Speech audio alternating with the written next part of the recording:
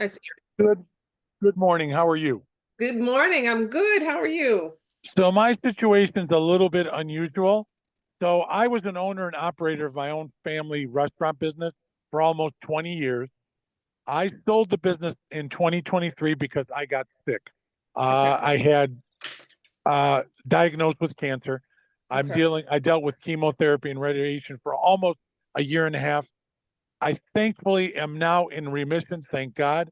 Oh, But the thank him problem that indeed. encountering is my age is 53. I was a former owner of an operator of my own business, and I just need to craft my resume in a better way to get noticed. It seems as if my age and maybe my previous employer status may be intimidating to recruiters out there. Now, my educational background, which I love, I have a bachelor's of arts degree in public affairs, public administration. I Hmm. know this is going to sound crazy, but I always wanted to work for either the state of Michigan here, their government, or I wanted to work for the federal government. I know now under the new administration, there are a lot of hiring freezes, but I Yeah. still think there may be some opportunities. So if I could get, I don't know how I can focus that given the circumstances of today. Okay.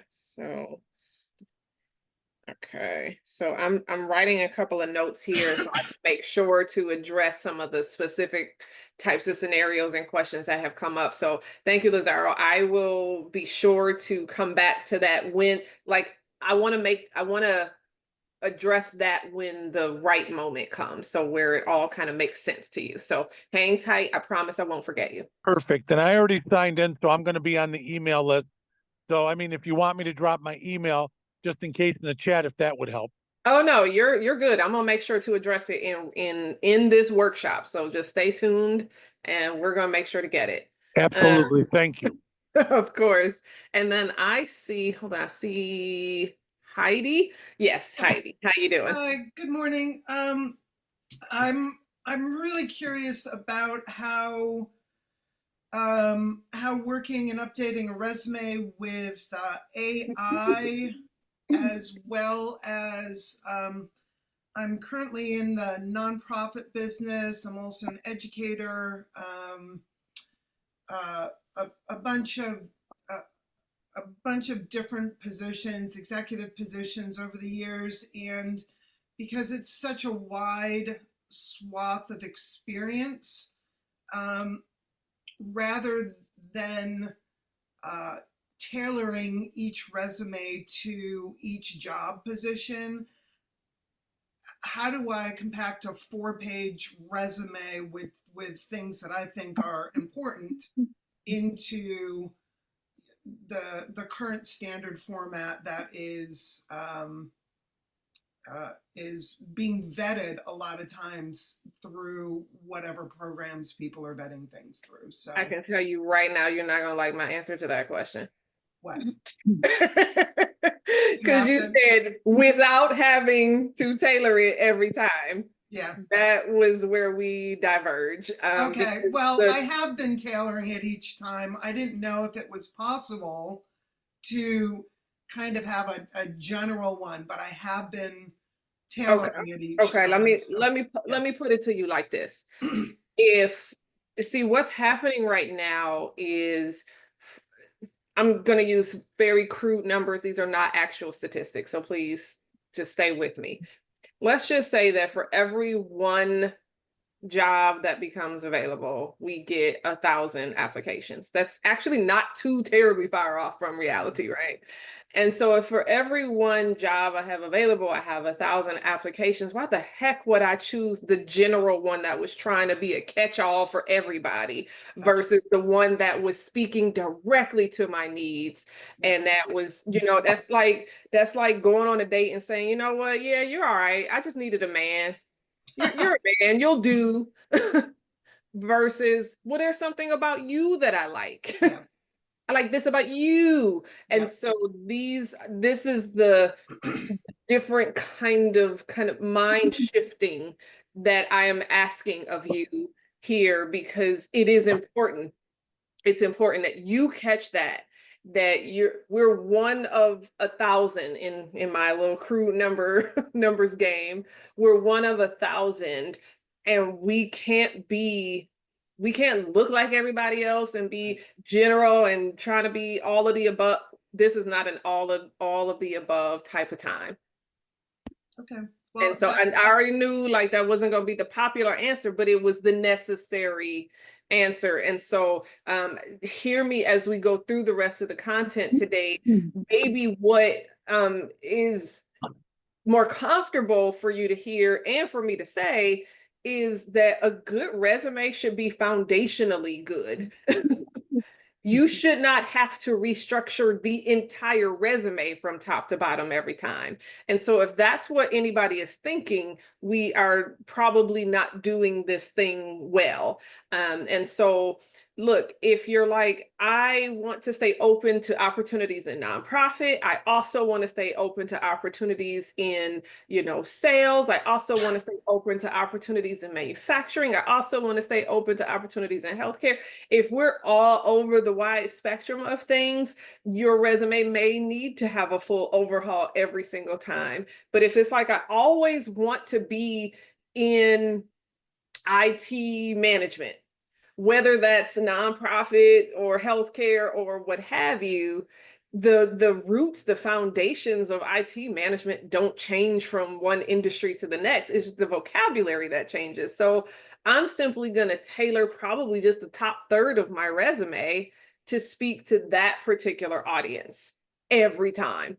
Okay. So yeah, you shouldn't, depending on how diverse your search is, you should not need to restructure the whole thing from top to bottom. Mostly we'll look at together is just that top third. So I'll come back to that and I'll show you visually what I mean when we get there. Okay. Awesome. Thank you. All right. Thank you.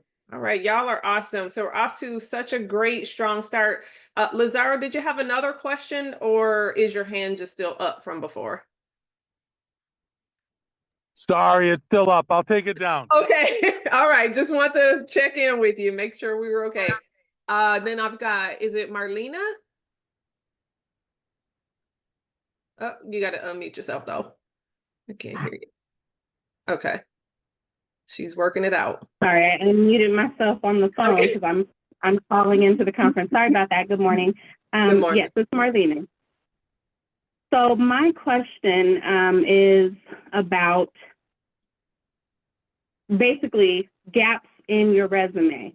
I've never had really large gaps, but now I do. I was a stay-at-home wife, and I'm trying to re-enter, working. I'm trying to get back working and things again, but I have like a 2-year gap, and I don't really know how to basically word that on a resume to where it doesn't just look like a gap without saying, I was at home with my child or raising a child, Oh, you said you were a stay-at-home wife. You meant you were a stay-at-home mom. Well, both, yes. Okay. I mean, all of the above. Okay. Yes, I actually lost my job with my daughter having surgery. I had a few and she had a few. So during that time, we both were recovering, and I, chose for the family to stay at home. And it was about a little over 2 years now. And now I'm trying to re-enter back into the workforce, but I don't know how to translate that to where it actually looks good on a resume and not just have that big gap there. Okay. So that's the second time the word gap has come up in our questions. So thank you. And let me, again, show you visually at the right time where it will make sense. But I got your question clocked. Thank you. And so somebody asked, are we using cameras for this workshop? I would love that. I would love if we use cameras. It's not like mandatory. Okay. I'm not the boss of you. But I would love if we use cameras, because when we use cameras, I can see your faces. I can see if you're connecting with what I'm saying, or if you're just like, whoo, what is she talking about? Or I'm bored to tears, or I'm falling asleep over here. Kick it up a notch, Miss Brenda. And so whatever the reality is, I really appreciate when we're able to use cameras, but please, by no stretch should anyone feel obligated to do so. Okay. And then I see, is it Rocio? I got to unmute you. Got to unmute. Okay. Is Can you it? hear me? Yes, I can Yes. hear you. Did I say your name Okay. correctly? Rocio? Yes, yes, Rocio. Yes, I'm thank you. Rocio, thank you. Yes, Good. nice All meeting right. you. Thank you. Been here in a while. I tried to say hi to my buddy. What's up, I, brother? Oh, hang on. Let me, okay. I'm just gonna mute him. Okay, go ahead, Rocio. yes, I have a question as well. It's related to the question the young lady had just a moment ago about the gap. Mhm. She's only been out of work a few years. I've been out of work for like the last 14 years, which is quite, well, maybe a little bit less, maybe around 12 years actually. And, not a big difference, right, from 14, but it's quite a bit of time. And I want to get back into the workforce. I was also, I was fired from my last job, and we had a change in management. They started getting rid of all our upper management, and then it came down to me, and they continued. So um, I don't think that I don't know how to so that's two questions I have there actually. I don't know how to put that on my resume. It was a matter of I don't want to say, oh, the lady didn't like me, but it was kind of that situation. We got new management. I was under my boss for 6 years. He knew me, he knew my work. And if he would have fired me, I would have understood and respected that, because then that meant that, I did something wrong. But when new management comes in and in less than a year decides that, they want to fire me without even knowing my work, and they changed all of our department, turned it upside down. Like I said, got rid of all our upper management. So then, now I thought that was very unjust, but anyhow, it was the situation. And after that, I ended up staying home, watching my grandson. He was a baby when he was left to me. And so my husband at that time said, don't worry about it, just stay home with him, and we'll be okay, So kind of, the years passed. He's now 15. I want to get back into the workforce. In between, other things happened too that didn't allow me to go back, but, some health problems. But now I'm at a point where thank God I'm ready to go back. But I'm a little bit afraid of how that's going to work out for me, as far as explaining my last job and having such a long period of being without work, And how do I let my employers know I'm still capable of doing my secretarial work, not because I've been out, of work for all these years. That doesn't mean that I kind of stopped doing that. I still do it in my daily life with other things that I have to, I'm you gonna know. address your question now because it's not necessarily something that I typically cover in the resume workshop. Gaps Uh-huh. wise, we can talk about the gaps. Yes. But the other piece of your question, like how Mhm. do I talk about, you use the term fired, and I'm almost not sure if you were fired or were you laid off. Well, I was terminated, and I worked for a school district. They even gave me the opportunity to resign, so that when I went to look for another job, it wouldn't look bad on my end. And so they gave me that opportunity and everything. But at that moment in my lifetime, I said that no, I couldn't do that. So I had my son, my high school son, in school. I was paying his tuition, so I depended on unemployment. And I said, well, no, because I need to get my unemployment meanwhile, because I have to continue with the payments. I can't afford to just, resign because I won't get unemployment. The lady said, well, you still might not get unemployment. They're going to reach out to us. Well, it turned out that they reached out to them and they found that I did nothing wrong on my end. So they gave me the compensation for unemployment, So, um, like I said, I don't know that I would be walking around telling people I got fired. It how would I sounds do like that you then? were I don't want to use the word victim, but victim of a restructuring. You Yes, it was, were kind of yeah. collateral damage there. So I Mhm. probably rethink your vocabulary is what I'm saying. Uh, Okay. don't use the word fire because that doesn't sound very accurate to what happened to you. Right. And so if you adopt new language, just like, hey, the company restructured and I took that Mhm. opportunity to stay home and raise up my kid or I don't even My just to stay grandson. home with because the moment you say my kid, my grandkid, you're revealing your age, you're revealing the fact that you got, other responsibilities. Oh, We don't even okay. need to. I took that opportunity to stay home and serve my family, whatever. Okay. Okay. And so, and keeping it moving. But Okay. that was the first thing that kind of really stood out to me. The gap piece, again, when we get to the right time in our conversation today, I Yeah. want to show you guys some specific techniques to overcome some of these perceived gaps. And please know that none of these gaps are like death sentences. Like, you're not out of the workforce forever because you opted to stay out of the workforce for a period of time, or some of you did not opt for it. It happened to you. It was the reality. It was these were the cards you were dealt. And so we are going to just deal with the reality and not the perception, if that's okay. So Yes. let's get That's into great. it. Yep. Thank you, Rocio. Thank you so much. Thank you. Yes, and so anybody that has joined in the last few minutes, please take a moment, grab this QR code because I'm about to move it off the screen. And then if you have to be checked in to receive the email on the back end, and that email will have a resource for you. So you don't want to miss that resource. I promise you don't want to miss that resource. Okay. All right, let's get it in. Go ahead. How do we do this QR code? How am I supposed to do that? Are you calling in on your phone? Yes, it's on my phone.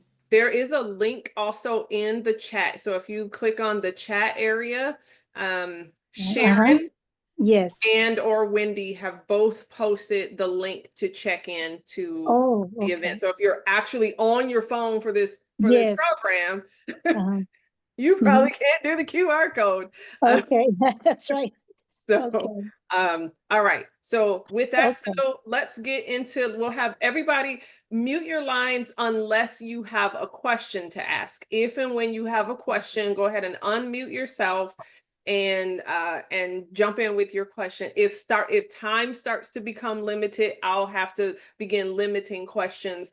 And for those of you who feel more comfortable using the chat, feel free to type out your questions or comments in the chat area, and I will refer to those here and there. Okay, so let's get into it. Let's go ahead and so what I want everybody on this call, anybody who has an actual resume to date, you'll want to start pulling together. If you have a hard copy of your resume, that's even better.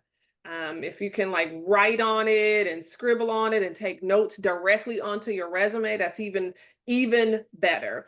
If you have a red pen, a blue pen, a purple pen, a green pen, I don't really care about the color, just some sort of a colorful pen so that the edits will stand out for you. And possibly if you take notes in a notebook or a notepad or whatever floats your boat, get some sort of a note-taking device just in case something is said. You run out of room on your resume and you still want to make sure that you can refer back to it later. So we're going to have a time. So as you're pulling those things together, I'll just kind of introduce myself in the background for those of you who may need to pull items together. I'm not going to read this, trust and believe. I want you to see this so that you'll know, oh my gosh, am I hearing from somebody who actually knows what she's talking about? Or am I hearing from somebody who just has an opinion about resumes? And I assure you, I am not that. I am not someone who merely has an opinion. This is my work. This is my career. This is what I study and this is what I get into. And so my name is Brenda Mariah. For those of you who do not know me, I'm sorry if I'm disappointing anybody that was here to see Lori Norris. She is not feeling so well today, but she will be back very soon. I am standing in some pretty big shoes.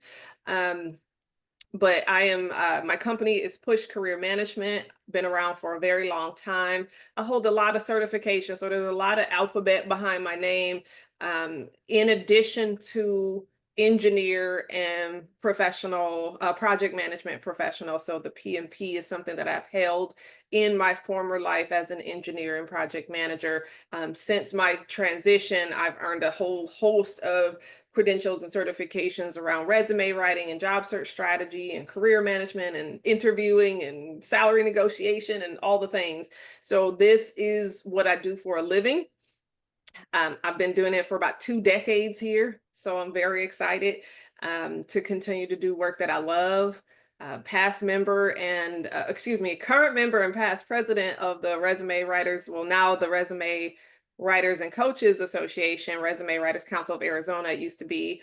And then the immediate past president of the National Resume Writers Association. We have over 500 members of resume writers, career coaches, LinkedIn profile experts from all across the country. So, and of course, an official partner of Career Connectors and Arizona at Work. Again, why do I share this with you? Like, did she just want to hear herself talk? No, I don't want you to come to a workshop like this and then doubt what you just heard, or then go back to the way things were before.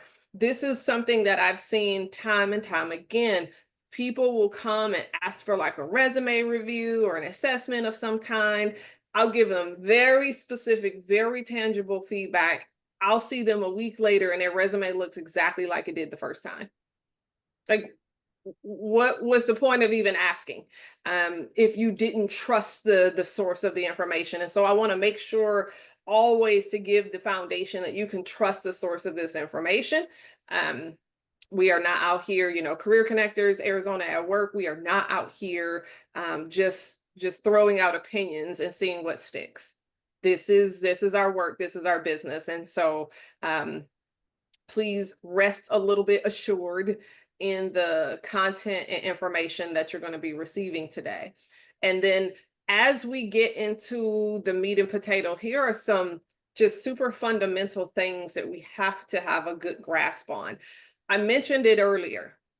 I said earlier, I think it was, who was it? Hold on, I wrote it down. It was Dion that was speaking. And I'm like, uh-oh, is she not going to tell me what kind of work she wants to do? She just going to tell me she wants to be part-time? Like, I don't know what to do with that. And so we have to know that a resume is not just a list of everything we have ever done. Like, here you go. Who was it? Was it who was it? One of our folks today, Heidi was talking about not wanting to tailor the resume or what have you. A resume is not just a list of everything I've ever done and say, well, employers, you figure it out. Am I a good fit for you? Do you think I could do this job? Like, it is our job to tell them we are qualified, we are capable, we are skilled, we are experienced, etc.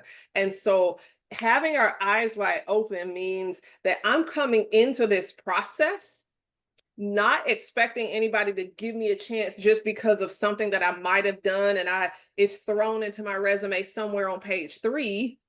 No, my job is to show up and make sure I make it super crystal clear, very, very evident what I want to do, who I want to do it for. So that's the function and the industry. I want to be, it was Namet, he said, I want to be in a financial analyst. He has background in accountancy, that sort of thing. Like, this is the function that he wants to do. Great. Do you know the function that you want to do for yourselves?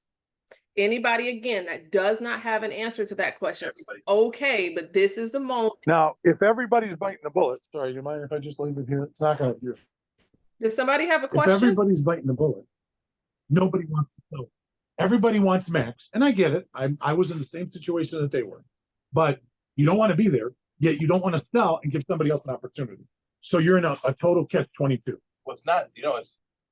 I think that was a side conversation. I was like waiting for the question, and I don't think that was a question. Okay, so we have to know the function, the actual name of the work that we want to do, and the industry, preferably the industry or industries that we want to do it for. Why is that important, you might ask? I'm so glad you asked. And it's because if I'm talking to somebody in the healthcare industry and I'm using healthcare language, I look like I fit in. Right? If I'm talking to somebody in the automotive industry and I'm using automotive language, it looks like I fit in. Like, she knows our business. She knows all the nuance of our space. But if I'm talking to somebody in the education industry and I'm using healthcare language, it's like, did this person even know who they were applying? Like, huh? Why are they applying here? They clearly want to work in the healthcare sector. Is this just a job for them? If I can have, hold on, let me see. okay, I was gonna just stop that video because there was some movement there. So this is what we have to make sure we are getting into, that we understand the function and the industry so that we can talk the language of that industry. We can look like we fit in to this industry. And we're not just kind of grasping at whatever happens. I'm just going to send the same resume to everybody and hope that somebody gives me a chance, and then be mad when they don't, and then claim what, age discrimination. Oh, they don't want me because of my age. Oh, they don't want me because of my race. Oh, they don't want me because of my ethnicity or my sexuality or whatever. Like, half the time it has nothing to do with those things. It has everything to do with the fact that you're using a healthcare resume to apply for an education job. That's all. Or you're not telling me at all what you want to do. You're just listing a bunch of stuff you did and saying, good luck, let me know where I fit. No, I'm not going to do that when 999 other people told me that they want to work here and they showed me how they were qualified. So we have got to make sure that we are showing up, having our eyes wide open on what we want to do and where we want to do that thing, even if, Miss Heidi, even if there are multiple pathways that we want to explore, right? All good, super good. Go for it. But we are going to have parallel versions of our resume for every unique path, because we are going to speak the language of that industry. Okay. Now, some other considerations are things like time. Do we have enough time to do the thing that we think we want to do? Somebody messaged me just this morning and they said, hey, I want to shift into like the insurance space, but a lot of insurance carriers are asking for a certification. I don't have a certification. I don't know that I have the time to, like, I need income kind of coming in the next couple of months. I don't know that I have time to go through this whole education and certification process. And so that's probably not going to be the right path for them, or at least not right now. It could eventually, it could be a longer term path for them. But for today, time says this is not the thing that I can pursue in the immediate future. Time says that. Do you have time before you run out of money? Before you run out of resources, right? Before things start to dry up, do you have time to pursue the necessary education or credentials or what have you to become qualified for this work that you're looking to do? Let me check this. Okay, hold on. Let's see. Yes, Vasu, the recording will be shared. I may not be here full time, but need to update my resume. So it's, oh, you're awesome. Thank you for being here. Okay, yes. And so as Wendy has indicated in the chat to everybody, in case you're curious, you'll receive an email with a link to the recording and the resource that is promised, but you make sure you have checked in. And for those of you who have not, the link is in the chat. Okay. So told you I was going to be checking the chat here and there. But time, salary. Let me tell you how many times I have, especially folks that kind of are changing careers or just finish up school. You know, we probably have folks of all different ages, folks that just finished up school or what have you, folks that are changing careers into new territory, but think they ought to be paid what they used to be paid. Let me tell you something right now. Not all professions earn the same amount of money. And so there's nothing wrong with wanting to do a new thing. I'm gonna caveat that. I'm gonna put a little star next to that statement. But there's nothing generally wrong with wanting a new thing as long as you have the right expectations in terms of what that thing will pay you, right? So if you say to yourself, I want to be a CNA, but what's your income requirements? I need to make 150K a year. The two don't go together. The two don't go together. Make it make sense. And so this is what I mean. We have to be realistic and have our eyes wide open about what the thing that we say we want, does it pay what we actually need it to pay? Is this the right work for me to be pursuing based on what income I need to survive? Okay, so let's keep that in mind. Geography, do the opportunities I'm looking for, do they exist where I live? All right, now I didn't hear anything so unusual here, but certain opportunities, like if you wanted to be in, I don't know, entertainment, like sure, you might be able to make a run for it.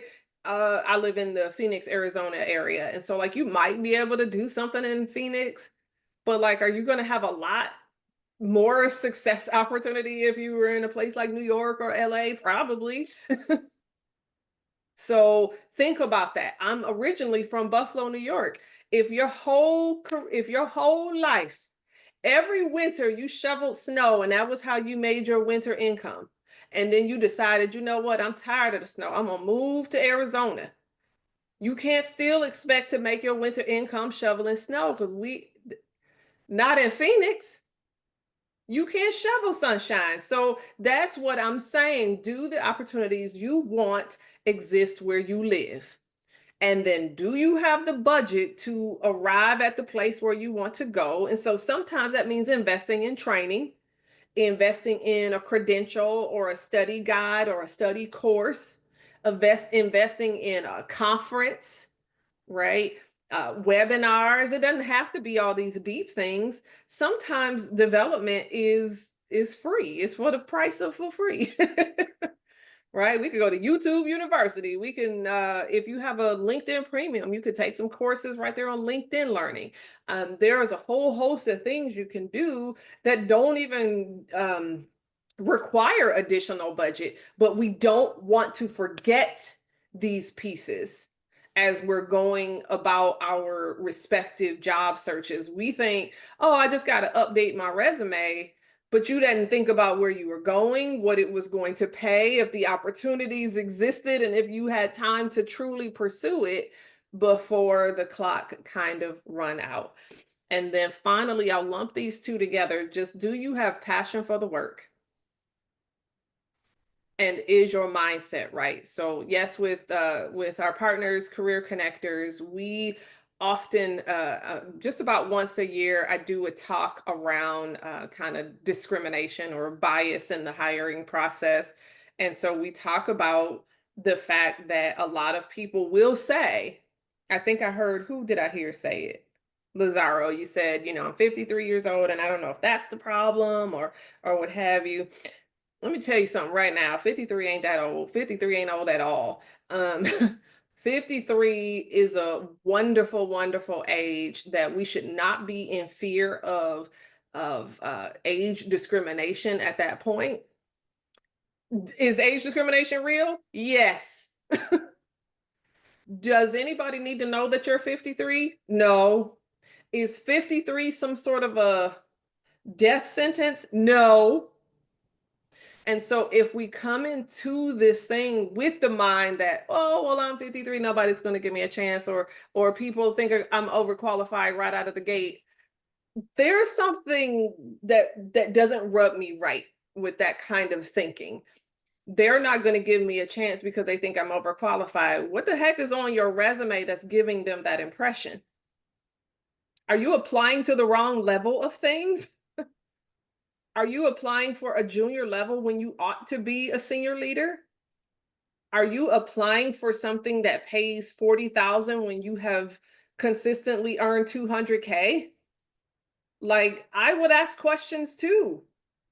But if you tell me, no, I'm looking for this 40,000 job because I've been an entrepreneur and I am ready to take a step back. I am intentional about this decision. This is not something that I've just kind of accidentally, I'm not settling for this. I choose this. And so I really get a little bit, I scratch my head some when I hear folks immediately saying they're not going to give me a chance because Fill in the blank. You can fill in the blank with a whole host of stuff.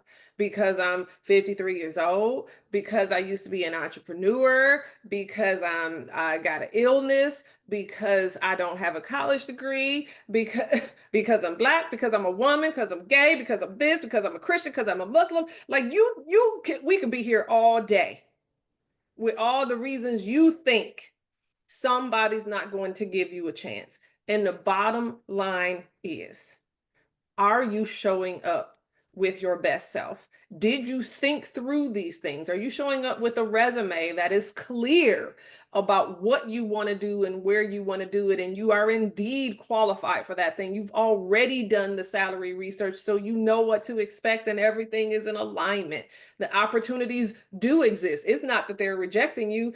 These opportunities weren't there. There weren't enough opportunities when you consider that there's 1,000 applications for every one role, and there's only 4 roles in the whole city. Don't be mad. It's not that they're rejecting you personally. It just was only 4 jobs. And we got to make sure that we're remembering things like, what is our budget and do we have passion for the work? Because let me tell you something. Let me tell you what you can't do. You cannot pretend to show up and love something and give it 110% when you don't want to be there. I promise you, you cannot. It is not something that you can force your body or your mind to do. You might be able to pretend for a little while. You might get a couple of weeks out of that thing, and then it's just like, I don't even want to be there. It starts to show up. You're going to run late every day. You're going to come back late from lunch. You're going to be kind of real nonchalant in your meetings. Like, you won't put in any extra. The clock strikes 5 and you're out the door. And that kind of stuff. Look, I'm not advocating for like being used by corporate America. I'm talking about like, I'm not ever willing to do anything outside of the boundaries of my 8 to 5, and that's just it. Don't call upon me. Like, huh? You know, when I started to know I was doing the right work is when I started to choose to do like even professional development. I would start signing up for webinars and different things, pay out of my own pocket. I would sign up for stuff that was happening on the weekends. I was like, this is not even normal work hours, and I still just want to be there. It was a very big clue that I was doing the right work. And so making sure that your eyes are wide open as we go into this process, because we're about to get into it, but make sure your own eyes are open as you step into this next piece. All right, I'm gonna take a sip of water. Any questions coming up? Let me check the chat.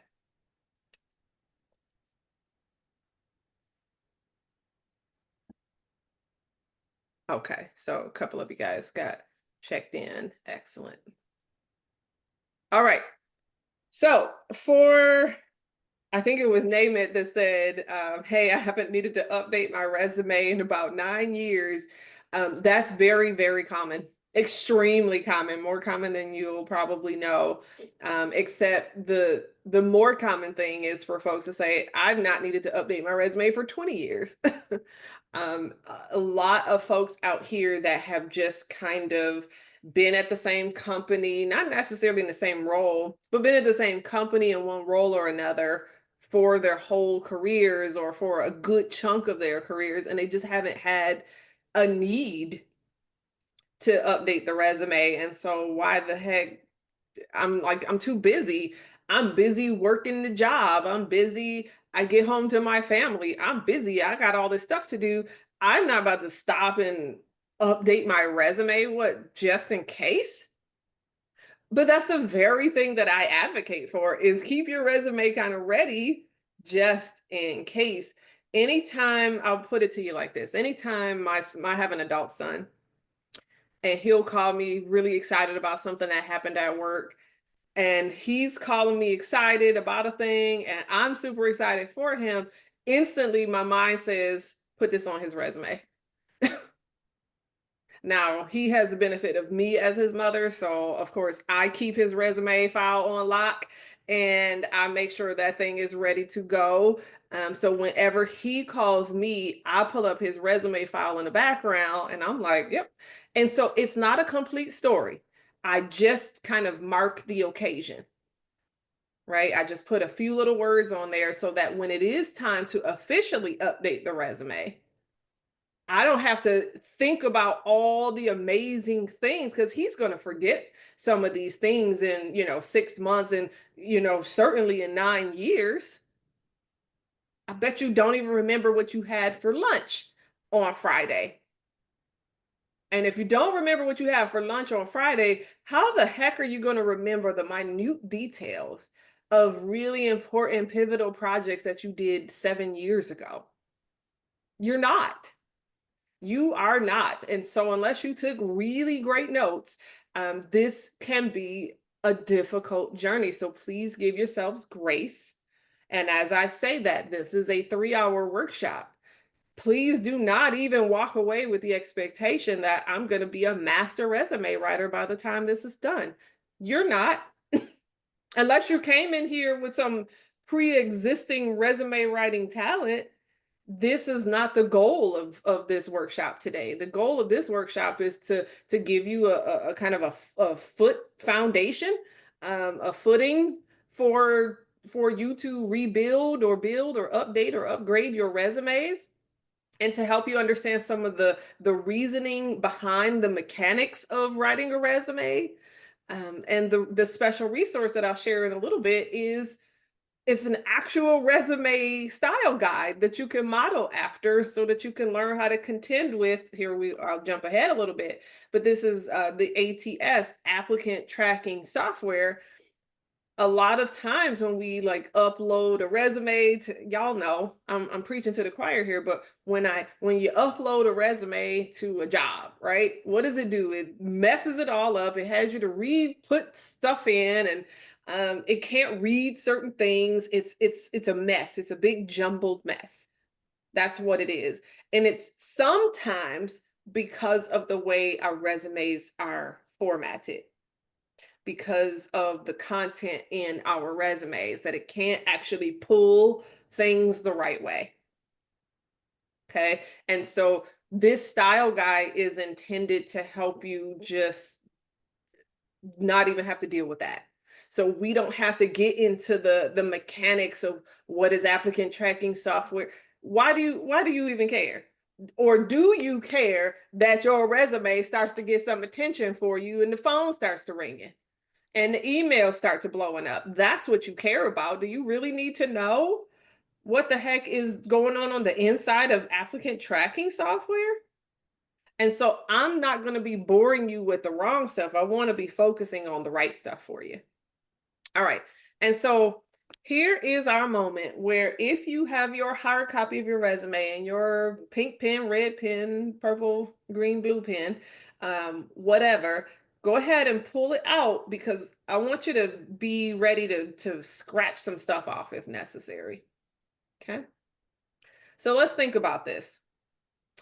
Do you look at your resume and see the word objective at the top, somewhere by the top? Or sometimes I've seen it, folks put it at the bottom for some reason. I think they think that it's slick. If I put it at the bottom, maybe they won't see it. They'll still see it.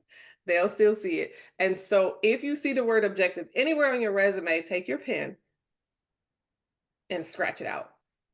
Just scratch it out, just off with its head, because the objective is over.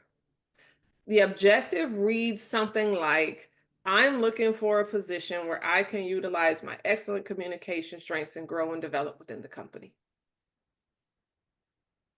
And I know some of the millennials and folks my age and a little bit younger are going to be like, of course we know not to do that. But everybody on here ain't us. And so if this doesn't apply to you, go ahead and put the earmuffs on for a second, because everybody else that it does apply to, this is your moment to get your pen and scratch it the heck out. Okay. If instead you have a summary that I have a summary, I have an actual summary breakdown for you in a little bit, but you have a summary that breaks down kind of who you are, what you bring to the table, how you're qualified, all these kind of things, then we're golden. Give yourself a little gold star and we'll keep moving. Now, if you look at your resume and you see the phrase references available upon request, scratch it out. Be done with it. It's dead to me. Or if you see actual references, you actually put people's names and phone numbers and email addresses and stuff on your resume, yours. You put a commercial for some other people on your resume. Take that pen, scribble and like scratch the thing like madness. Okay. Let it go. Why? Because this is not their resume. This is your resume. Second, because I didn't ask you for your references yet. Third, if I do want your references, trust and believe I'm going to ask you. Right? So why would you need to tell me something that I already know I can ask? And if you don't provide, we're done here. The bigger key, other than this phrase, this kind of empty phrase on a resume, the bigger key is to actually have references available. This is the bigger issue here, is we don't always have references available. And so today would be a very good day to make sure that you're reaching out to 3 to 5 professional references. Now, if you're saying, Brenda, I don't know anybody. I just moved. I haven't kept touch with people. I don't know who I could ask to be my reference. I'm very glad you asked. Let me give you some thoughts. A reference could be a past coworker, a current coworker, if you feel comfortable. Right? Not all coworkers are our friends. So certainly a past coworker would probably be a little safer. A past employer or supervisor, a fellow volunteer, if you're involved in any kind of community outreach or community service type of thing, a fellow classmate, a teacher, a mentor or a mentee, an employee, a customer, a supplier. Okay. You see where I'm headed with this? There's a whole lot of folks that could serve as references, and we don't have to only include former supervisors as references. That is a kind of wide misconception. But today is a very good day for you to reach out to whoever these 3 to 5 people are, because now you have just activated part of your network. You've said to them, hey, I'm looking for a new accounting position in the healthcare space. I want to use you as a reference. Would that be okay? May I have all of your updated contact information, or may I verify your contact information? Great. And in the meantime, if you hear of anything, would you please share it with me or let me know? You have just involved other people in your search in a way that was not like even heavily asking for like, can you pass along my resume? Like, just let me know if you hear of something. But they know that you're into a job search right now. Because if nobody knows but you, how can I help you? How can I support you as your friend or your pal or your colleague or what have you? Okay.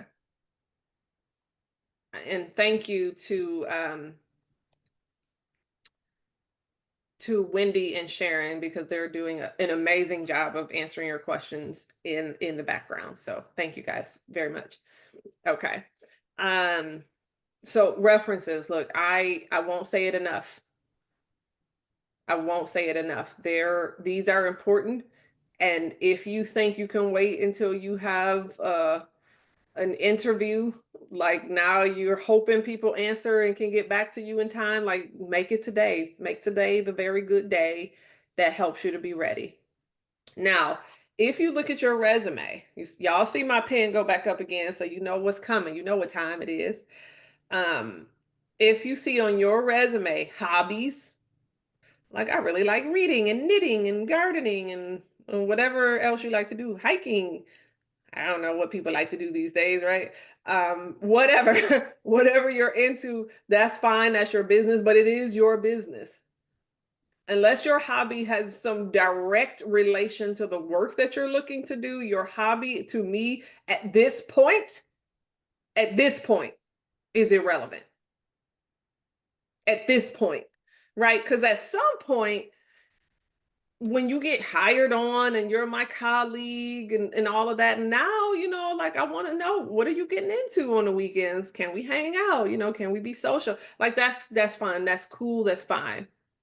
But for today, why even take up space telling me about what you do on the weekends when I haven't even decided if you're the person for the job? Focus on the elements that make you qualify for this role, and not a lot of miscellaneous information that you care about, but I do not yet care about. I will someday, but today you are one of the 1,000. Today, right? And so if we're one of the 1,000, I got to make that resume really matter. It has got to paint the picture that I am qualified, I am experienced, I have the skills, I have the relevant kind of community or professional associations, I have the credentials, I know the software, all the things that you care about if you're going to hire a person to come in. This is what we should be emphasizing, not our marital status, not how many children or grandchildren we have, not their ages, not our ages, not any of that stuff, not our favorite movie genre. If you like, not if you like Kendrick Lamar's performance at the Super Bowl, it's irrelevant. And for the record, I did not watch the Super Bowl. I do not have to pretend to like sports anymore. Okay, so there you have that. I got to.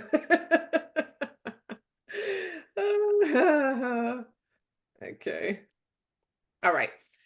Then on to the generic statements. Oh, how do we hate the generic statements? Y'all know what the generic statements are. I'm a seasoned professional.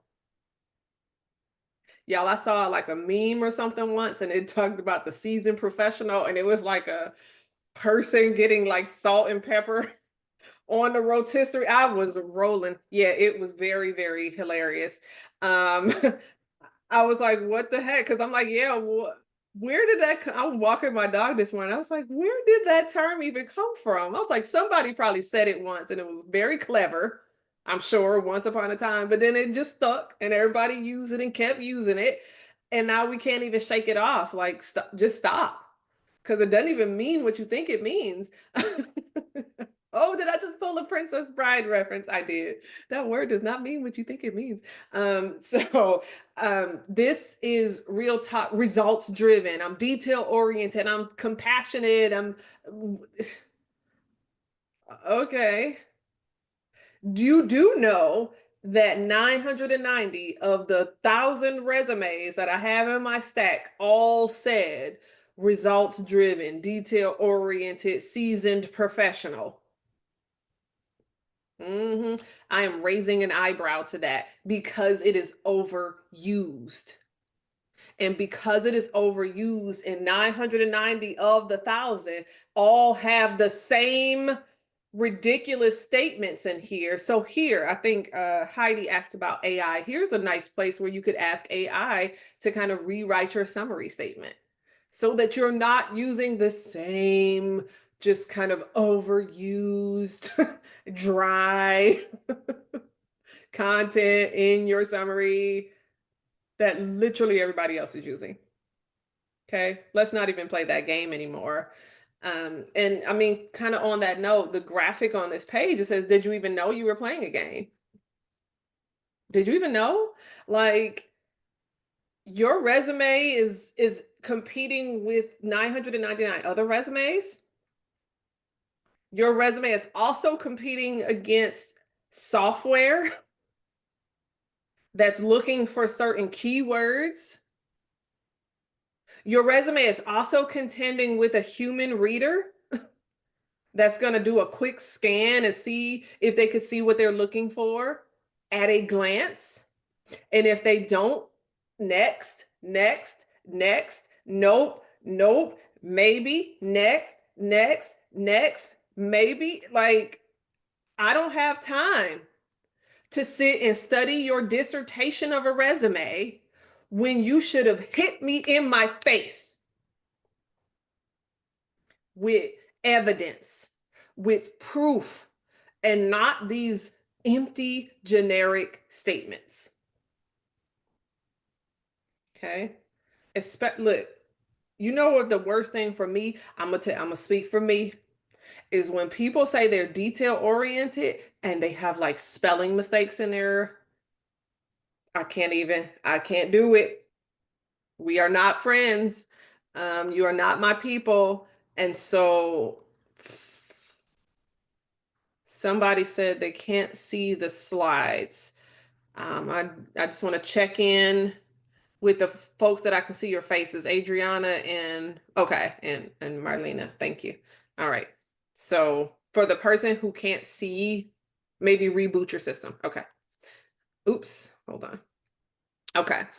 Not all dates need to be included. Did you know that? Did you know that not all dates need to be included? And so if you've been in the workforce for more than like 15 years, you actually don't need to account for every minute of it. Isn't that interesting?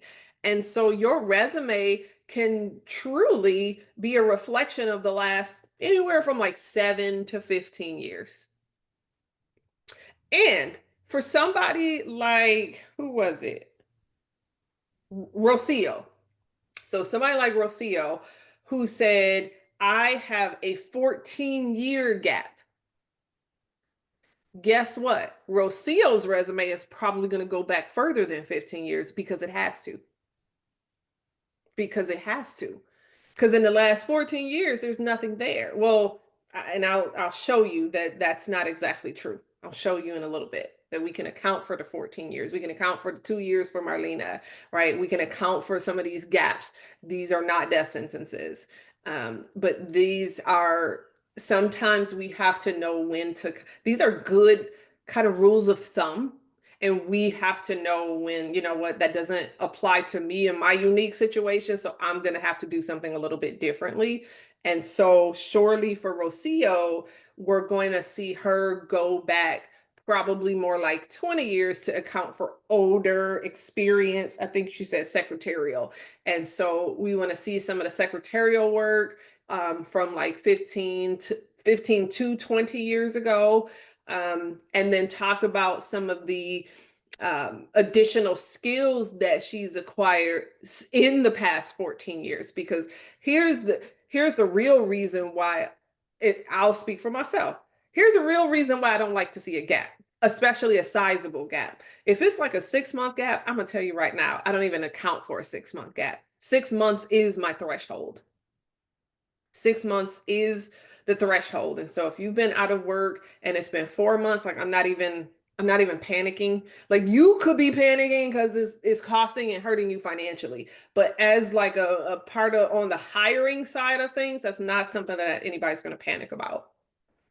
We're going to pay more attention when you start to get beyond, and certainly well beyond that 6-month mark, because what starts to happen is skills begin to fade.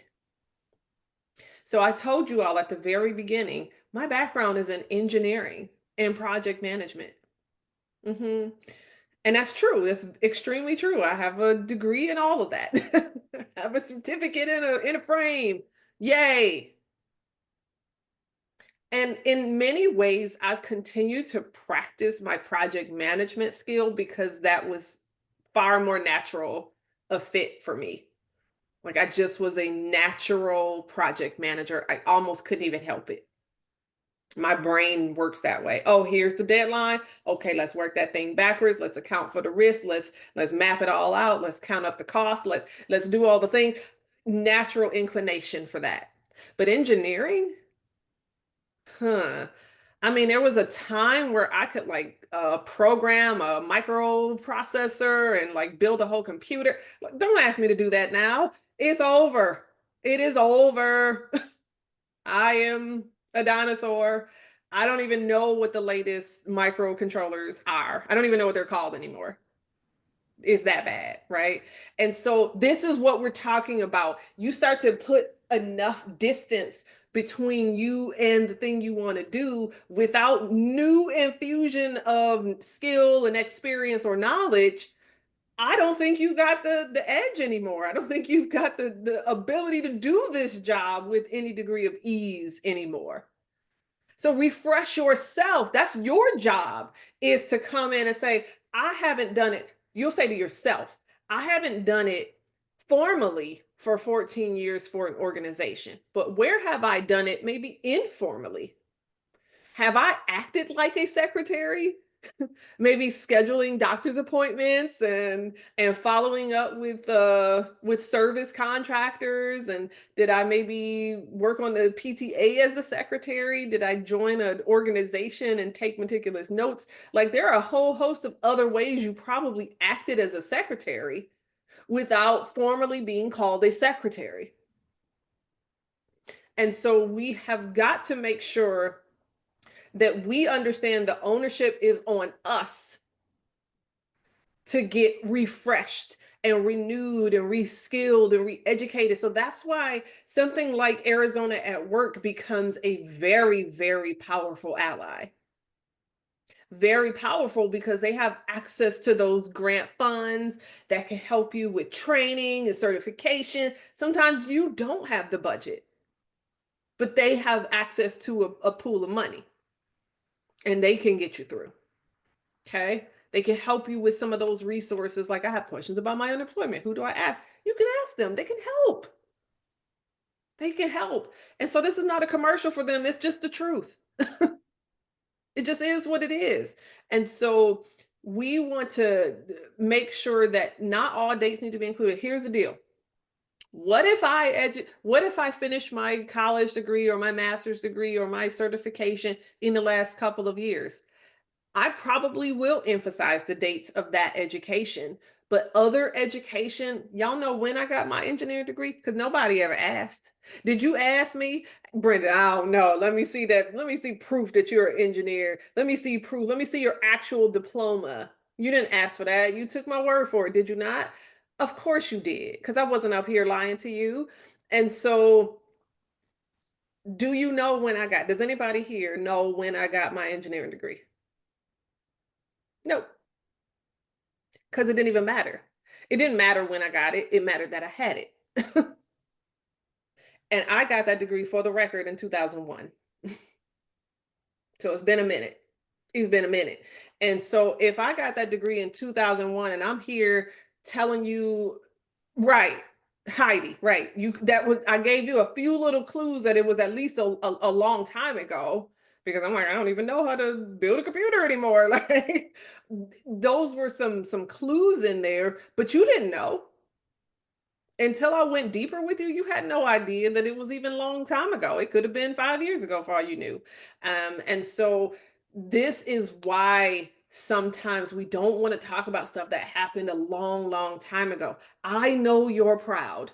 I know you're proud of the things you did back in 1989. I know you're especially proud of your involvement in the Y2K project. I know that you are just the hero of the town for knowing Windows 95, right? I get it. I get it that once that made you the big person on campus. I absolutely get it. I am cheering for you. Let's hear it for the boys and the girls and everybody in between. Let's hear it for everybody. But this is a whole new day. This is a whole new day where half the people alive right now don't even know what Y2K was even about. Right? And so some of the people that would be your bosses were babies when Y2K was a thing. And so why are we still bragging? It's like when, don't get me started, y'all. Okay, so I'm in the season of trying to date. I'm trying to figure it out. I'm trying to navigate these spaces. It's really, really tough. But can you even imagine meeting like a 49, 50-year-old man who's like, yeah, I was a high school varsity player. Dude, if you don't get over it, do you know how ridiculously long ago that was? Like, let's move on. What have you done since then? It becomes the question. Oh, did you play pro ball? Oh, did you keep up with it? Are you coaching now? Like, oh no, I'm just holding on to a 35-year-old achievement. Stop. And so let's focus on the more recent. Why I appreciate you, Adriana and Marlena. Y'all don't even know how much I love y'all, because watching Adriana just fly back in her chair, let me just tell you right now how much my heart is full. Thank you. Keep coming. Keep it coming. All right.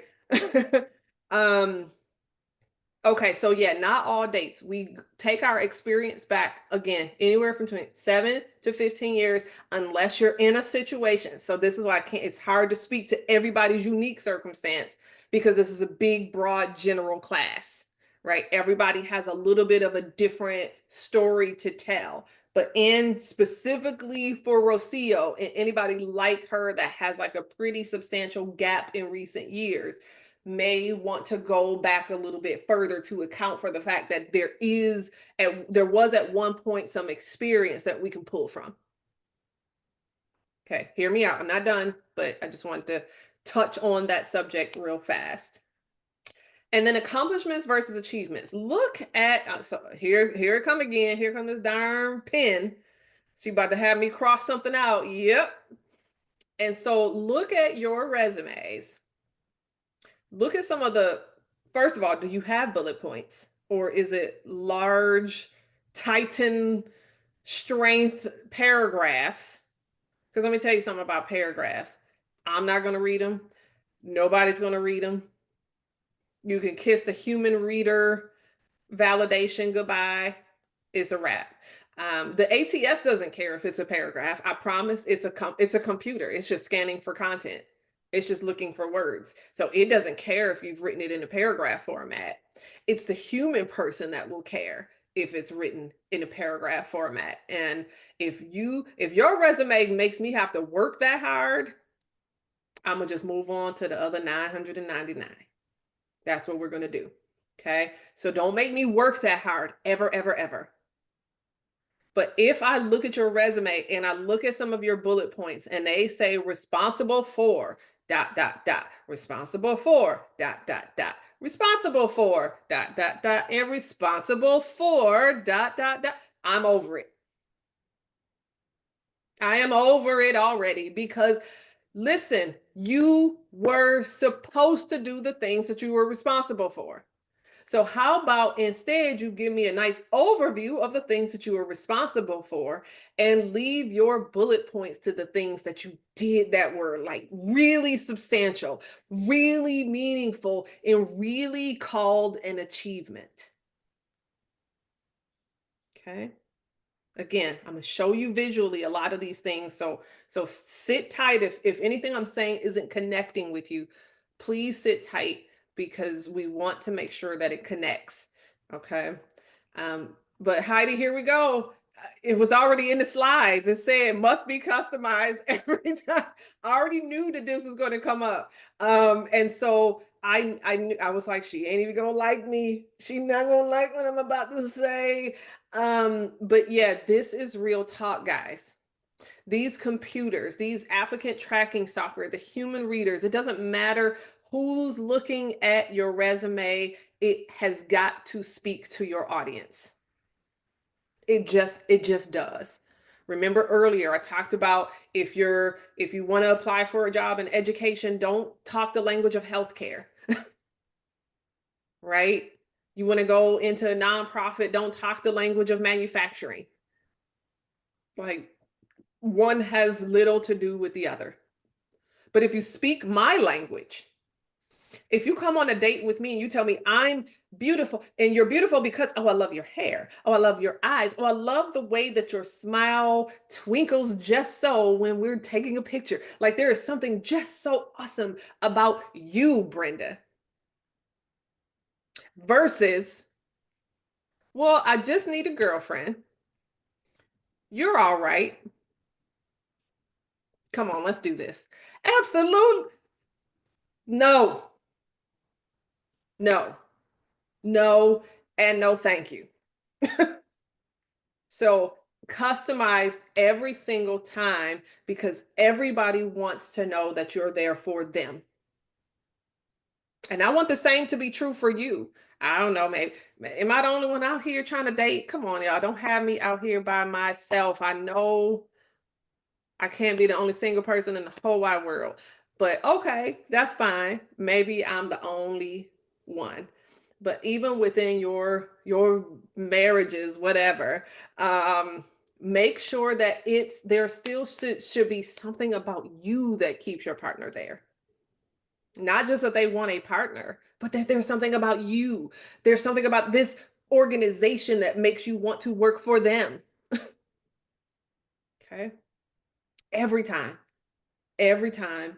It's tedious, it's stupid, it's irritating. I get it. I don't like being the bearer of that kind of message, but it is important. I want to teach everyone here how to outsmart this system. It's hard enough. This is hard. This is really difficult. We're like super saturated in terms of competition. There are fewer and fewer jobs available. They're not paying what they used to. The cost of everything is greater. Like almost in every direction, this is hard. And so let's do any and everything we can do to leverage resources and tools and accelerators so that we can just beat this system. Shall we? Right. Okay. So this is the resource. I'm sorry, y'all. My screen is, some of the stuff is kind of in the way. Just checking the chat here. Oh, Heidi, I appreciate you. And it's real talk, right? So we got to get it. We got to get it. So thank you for the encouragement. This here is what I call the resume style guide. This is not do not mistake this as a template. I do not want anybody here to ever download a Microsoft Word template and think that that's going to suffice. Does anybody here know why? Anybody? Going once, going twice. ATS will know. ATS will know. Yes, I mean, essentially, it does essentially boil down to ATS. ATS and templates are not always compatible. A lot of times templates use elements like text boxes and different things that can't be actually read or interpreted by the ATS. And so that's the danger. And you don't always know that, oops, this is a text box. I shouldn't be using a text box. And so you think you're golden because it looks pretty. And it's doing you a very grave disservice on the back end. So I am not a fan of templates in any way, shape, or form because they can trick you into thinking you've got this great resume, you're good to go, and now you're out here in the cold wondering, oh, they're not hiring me because I'm 55 years old. Oh, they're not hiring me because I'm Black. It ain't had nothing to do with that. Nothing. It had everything to do with the fact that your resume couldn't be read by the very software that was built to read it. So careful. Let's see. Kathleen said something interesting. I had ChatGPT revise my resume and it also put education at the bottom. New one for me. Okay, so let's talk about that. Thank you, Kathleen. I appreciate the comment because here's the deal. When I very first graduated from college way back in the 2001, my education was up at the top. Why? Because I didn't have a whole heck of a lot of experience to lean on at that time. So my education was the thing that was going to carry me into the next opportunity. Like I had a couple of internships at that point, so I had something. But the biggest kind of factor for me was my education. It was a degree I had, the school that I got it from, and the GPA that I had. Those were the biggest things I kind of had going for me. Okay. And so then at some point you start to make serious moves, and now you're you're the accountant, you're the project manager, you're the IT person. Like you're starting to make some moves and you're starting to make a difference, and you're starting to install some things and assess some things and purchase some things and do all this really wonderful work. And now I'm just like far more interested in the work, in the experience that you've built, in the differences that you've made. I'm far more interested in that than like where you went to school and what was your GPA. Like at some point, I don't even care about your GPA. I don't care that you even finished high school because I know you finished high school because you went to college. You can't get into college without high school or GED. You just can't. That's not how college works. And so it's a given. So I'm not going to waste precious real estate talking about stuff that is not the main thing. And once I have experience overrules education. So for a little while, your education will carry you.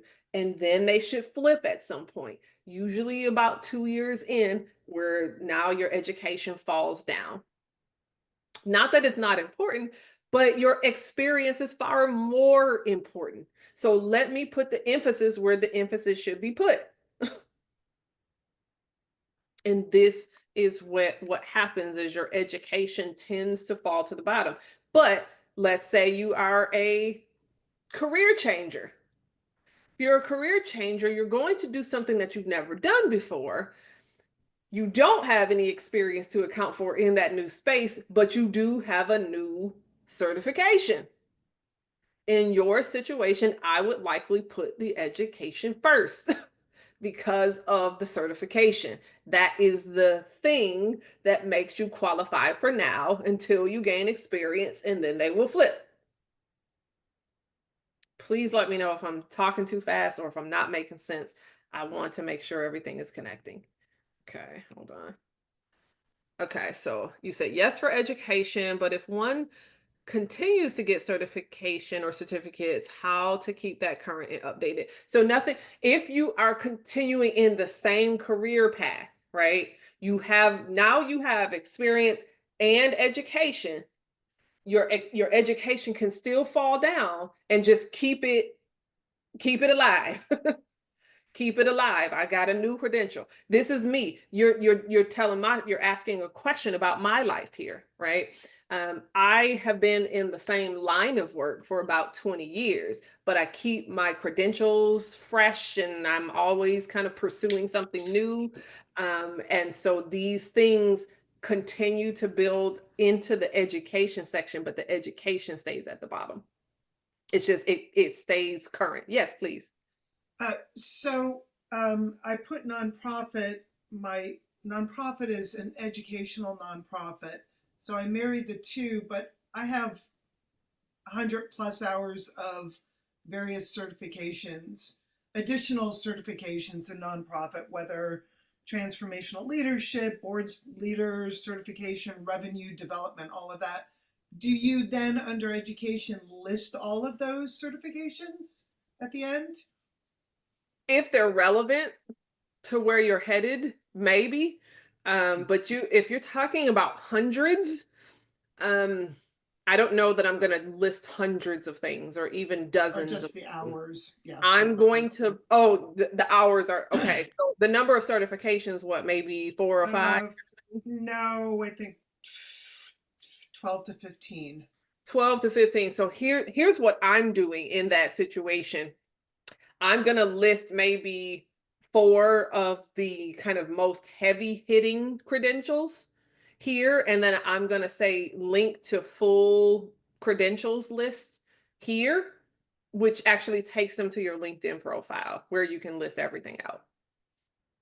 But there's no need for everything you've ever done to be on your resume. Thank you. Yeah, you're very welcome. Great question. And then Onisimo says, how do you feel about adding MBA, PMP, ITIL behind the name on the resume and LinkedIn?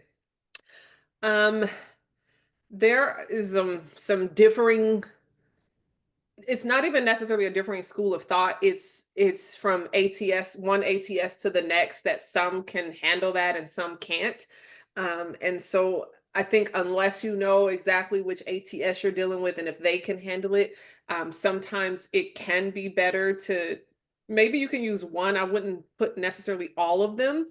But I'd use the first line of the summary to say, you know, MBA, PMP, ITIL, qualified project manager, whatever it is that you're trying to achieve, maybe something in project management, or IT project management. So it totally depends on the type of software that you're contending with, which can be really difficult to discover or to know.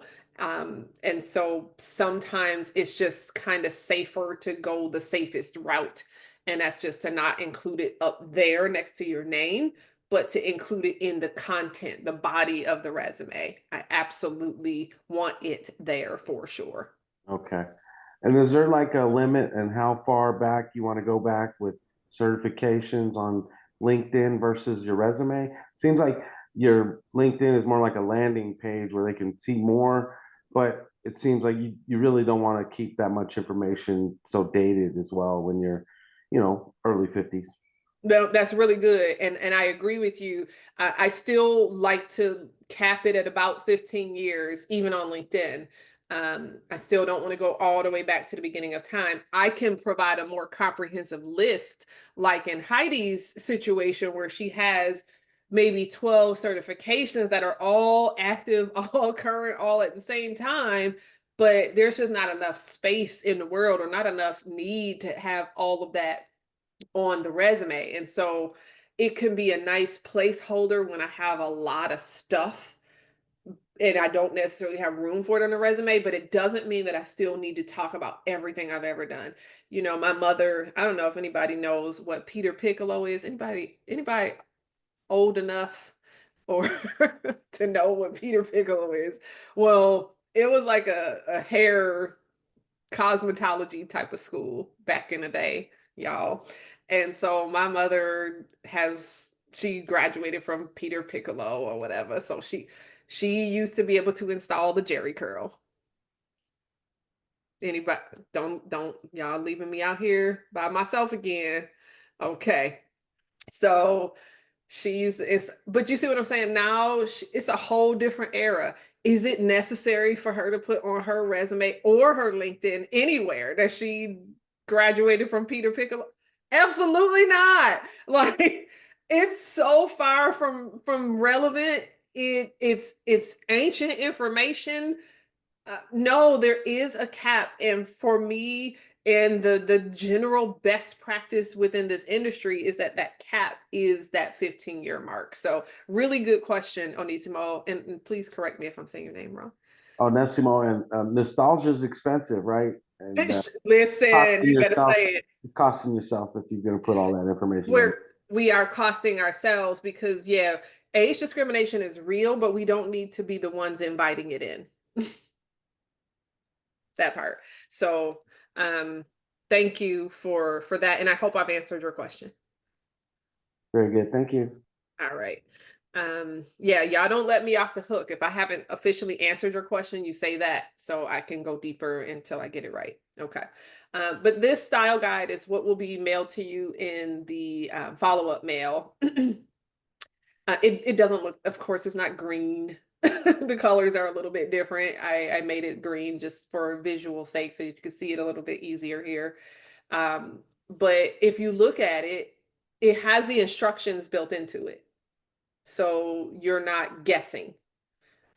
What am I supposed to put here? Your name here. So guess what goes there, right? City, state, and your zip, and your phone, and your email, and your LinkedIn, and your target job title. And this is your summary section. It should not exceed 5 lines. And so, yes, it's instructions formatted and written like a resume, so that you could simply copy over it.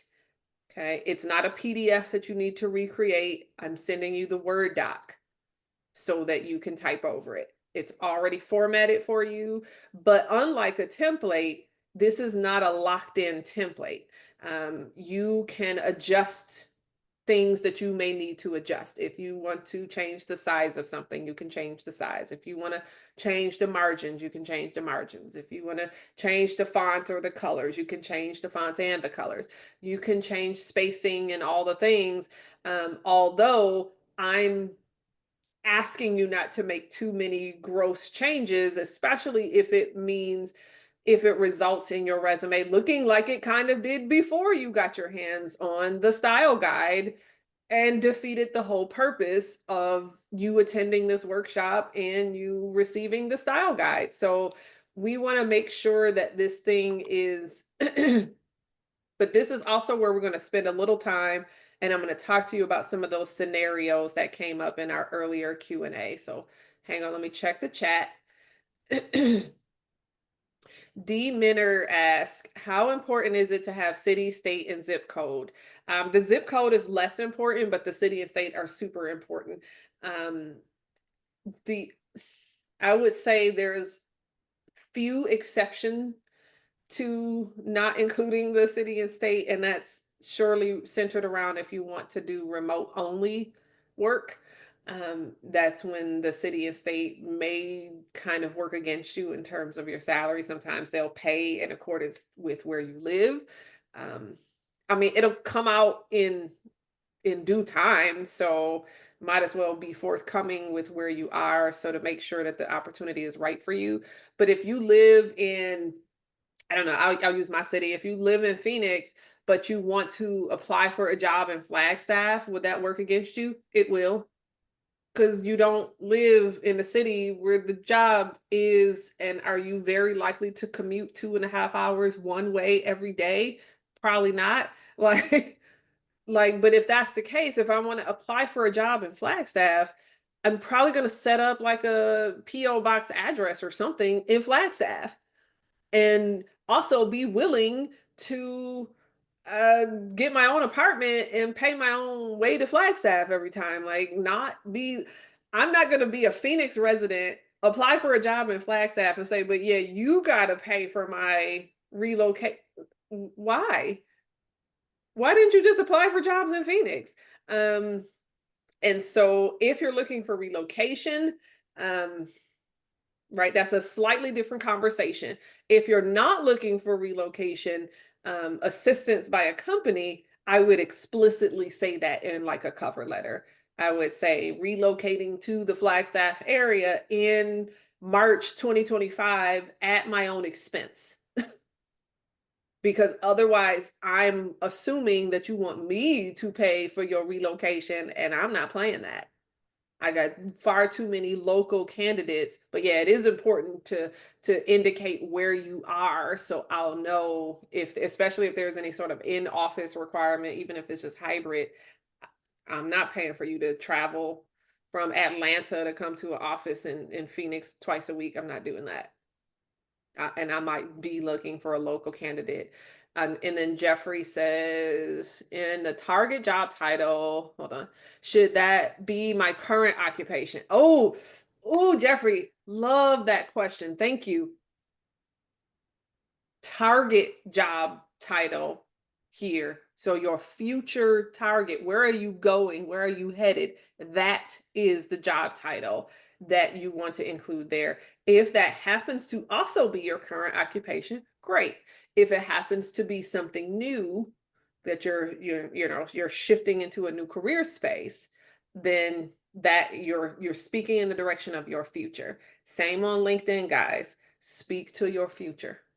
This is not a LinkedIn course, so I won't go deeper, but speak to your future. Speak to how are you qualified to go to the place you're telling me you want to go here. Everything else should support that. This should provide examples that you can do the job and evidence. And instead of saying I'm results driven or results oriented or whatever, come on, y'all. Provide actual results. If you tell me you're a salesperson, tell me you generated, 10 billion in sales. Don't just be like I'm a results driven salesperson. Why would you miss the whole point? Okay. Good question. And then Michael says, do we really want to include the target job title on the resume or perhaps a cover letter? Both. Absolutely. Yes, we really want to do that with great intention. It's not something that we're ever looking to hide. Because again, if you hide this, if you hide what you're looking for and you're just hoping that I look at your resume and see that you possibly are qualified, I want everything in your resume should be in support of this thing right here. You tell me you want to be a financial analyst. Okay, show me the skills that you bring. Show me some evidence. Give me some examples. Show me the software that you know how to use. Show me all the things, some of the actual things that you've caught sifting through data. What different types of data analytics tools are you familiar with? Like really get me in that zone. You say it's kind of a, oh, this is back to that other question, so hold on. But yeah, this is the whole goal, is to paint a picture that you are qualified for this thing. And here's the hardest thing that I'll probably say today. If you are not qualified for this thing yet, if you are not yet qualified for this thing, this is probably not the best time in history. This is probably not the best job market for you to be just kind of on a whim, hoping and trying for something new that you're not yet qualified for. This is a hard moment. Because again, it's you versus 999 others applying for that same job. And most of them actually do have qualification and credentials and experience and skills and all the things. And here you are like, oh, I just want to try something new. It's not new for them. The people you're competing against, it's not new for them. They've been there, done that. They could do it with their eyes closed. And so why would I choose you just because you bored, when I can choose them and they could come in and hit the ground running and be done with the darn thing? I don't have to train them. I don't have to show them the ropes. I don't have to mentor them. They can come in, get the darn job done and go home. Versus you bring in, and now I got to teach you everything. I got to look over your shoulder for the next couple of months. I got to hope that you did it right. I got to hope that you understood the training. This is not that type of time in history. But again, if you are not yet qualified for a thing, first become qualified and then pursue the thing. Okay. I hope that that's not too harsh, but I also hope that it's helpful. All right. Let's see. And then back to D-Mentor, you say it's kind of a catch-22. Where is it appropriate to include open to relocation on your resume? Well, so what I like to do is not just say necessarily open to relocation, but will be here's the deal. Remember, we said customize your resume every time. That's still true. And if I'm applying for a position and it's based in, again, Atlanta, I'm going to say, we'll be relocating to the Atlanta, Georgia area in March 2025. Because I am customizing this resume for that particular role, and I'm not taking chances, and I'm not hoping that they know that I might kind of sort of be maybe open to going to Atlanta. And I'm not even going to just say open to relocation. I'm going to specify I'm coming to Atlanta. Even if you're not sure, even if you're like, I might go to Atlanta, I might go to, I was going to say Florida, don't go to Florida. I might go to Atlanta, I might go to Boston, I might go to Chicago.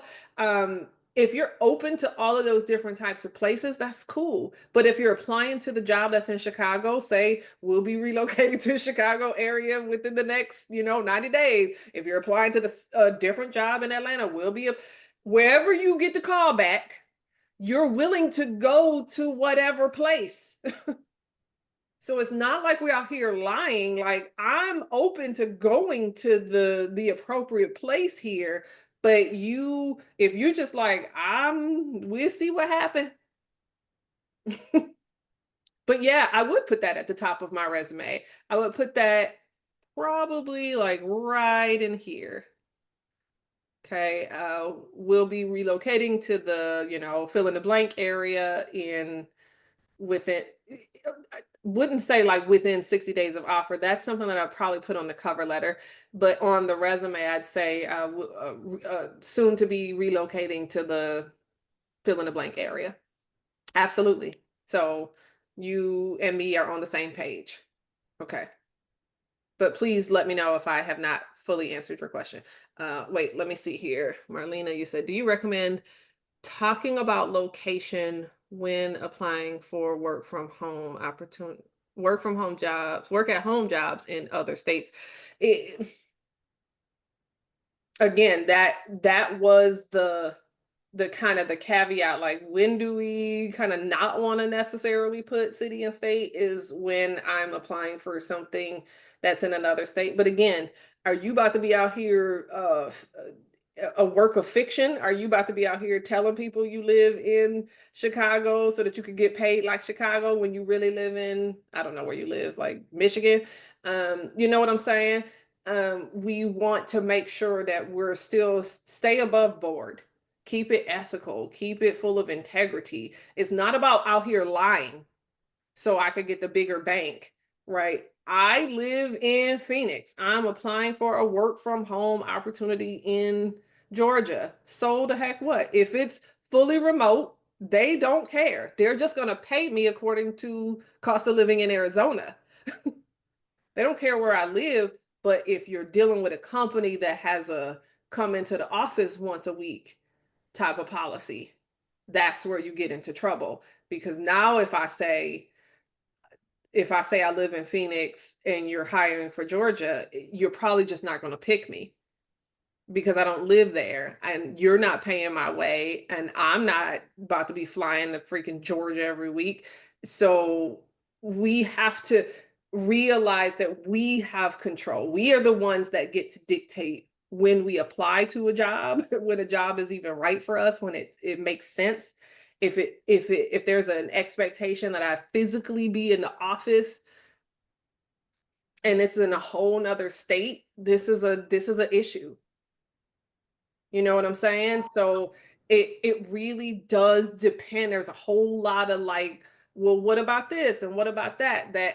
I mean, we could talk about there are probably 50 different scenarios that we can discuss, but not in this general classroom format. We can't go into every intricate possibility here. What I will say again is if it's a fully 100% remote or like almost all travel, so it really doesn't matter where home base is because you're traveling all over the darn place anyway, just put where you live, put your city and state. It's fine. If there is an expectation that you come into an office on some form of regular frequency, it's not a travel position, it's just we're looking for local candidates in the Detroit, Michigan area. I would not say that I live in Phoenix and they're clearly looking for somebody in Detroit. So unless you have a residence that you could set up in Detroit, like that's probably just not the job for you. Again, these are hard things to hear, but if as long as it's 100% remote, I don't care. Put your actual address. All right. Onesimo. Thank you. You might have said it, but you got to keep in mind that, when you're applying for a job remotely, even if you're going to work from home, if you live in Arizona or California or even Colorado and you're going to take a job that's East Coast time zone, customers on that side, you got to wait. You might be wasting your time because you're applying for a job, and then when you go to the interview part, that's going to come up, and they're going to say, "We don't want someone who's going to have to wake up." It just doesn't align, and they'll probably feel that way. And then you have to keep in mind that you're probably not going to want to do that. So, I mean, I think we want the job really bad because we want to get back to work or whatever the motivation is, want that money, but just keep in mind your sanity is important too. But you're right. I think D, you said it as well in a different way. D said, I would also be mindful of what you list in city, state, zip, and if you notate relocation, etc., because and your past work experience will give indication of where you may live. Um, there are other factors here, like Onesimo just said it. They're going to probably make assumptions. If this person doesn't live in our time zone, are they going to want to get up that early? Look, you don't know my life. Here's the deal. I get up early anyway. I probably could work a East Coast time zone kind of job, even though I live in Arizona. I'm up and at 'em at like 4 o'clock in the morning. Like I'm not, that's not like a brag. It's just the way my body functions. I also go to bed at 8 o'clock at night. So what? And so it's just what it is, but some people are going to make assumptions about you, and let's not leave room for people to make those kinds of assumptions. Let's see. Thank you for that perspective. And then Adriana, oh, you're awesome. Just she appreciates the information. That's awesome. We all love a good, encouragement sometimes. So I really appreciate that. All right. So this here will continue quickly into the style guide. I want to make sure to address, so I'm going to look at my notes here for a moment because I want to talk about some of the stuff that has come up. All right. All righty. So let's first talk about gaps. Okay, because a couple of you asked about gaps. How do I present them? How do I kind of overcome them? I don't have a particular line in here that talks about gaps, but I'm going to kind of show you. So Rocio and possibly Marlena, is your gap right now? Like, are we in the gap right now? Yeah, okay. And I believe that's also true for Rocio. Okay. So if the gap is the very first thing, right? So look, it's going to go in the experience section. We're going to account for the time because we need to account for anything over 6 months, period. We're going to account for it. How do we account for it? So right here, where we typically would include an employer and a specific position, and like here was my job function, and here's the software that I use, and all these kinds of things. When this accounts for folks that were stay-at-home moms, stay-at-home grandmoms, stay-at-home wives, stay-at-home dads, all the above, caregivers. Right? If you yourself, I think somebody mentioned having dealt with like a diagnosis and have been ill and maybe had to take some time away. All of those scenarios, I kind of lump them together. And here's what I call them: caregiving, right? Caregiving, or I took a sabbatical to, tend to family matters, but it's going to probably be more like a single line or two that just says like caregiving, start end dates, provided caregiving, transportation, admin, blah, blah, blah, whatever is relevant to where you're going, but super brief. It's just an accounting of time. Here's what else I like to do. I like to say professional development and caregiving. Catch what difference that makes, right? Caregiving is hard enough. Yes, I do know personally. Caregiving is hard enough. And yes, if you yourself, you were the ill person, you were caregiving for you. Or your child, or your children, or your grandchildren, or your nephews, or whomever. You were all caregivers in some way, shape, or form, whether you were caregiving for the home or for a person within the home. Caregiving, caregiving, caregiving. Professional development and caregiving accounts for all the time, but also shows that I kept up with my skills.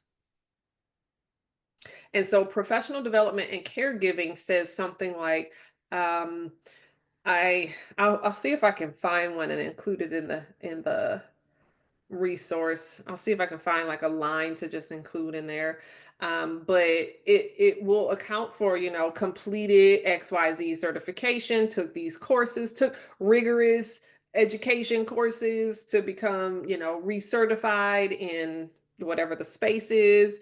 Bullet point 1 is earned challenging or prestigious PMP certification or whatever it is, right? Maybe if you're like Rocio, she said she's a secretary, so maybe you took like a advanced Microsoft Office course so that you could learn Excel and Microsoft Office and or Outlook and Word and like file management and email inbox management, and you've learned all of these tools. Say that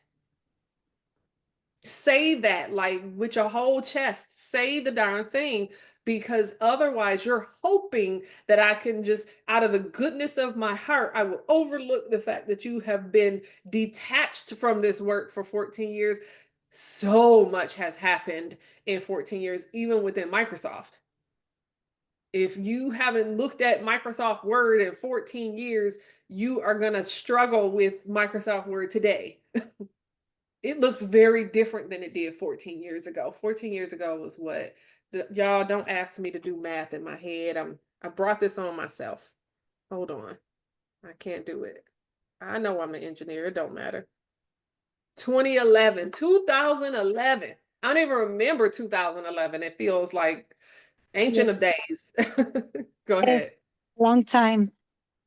Yeah, it's been a long time. And Yeah. so we want to make sure. So your both of Marlena and Rocio, yours is probably both going to say professional development and caregiving in your respective cities with a start and end date. A quick overview, maybe one bullet, and you're done. Okay. And you're I done. Okay.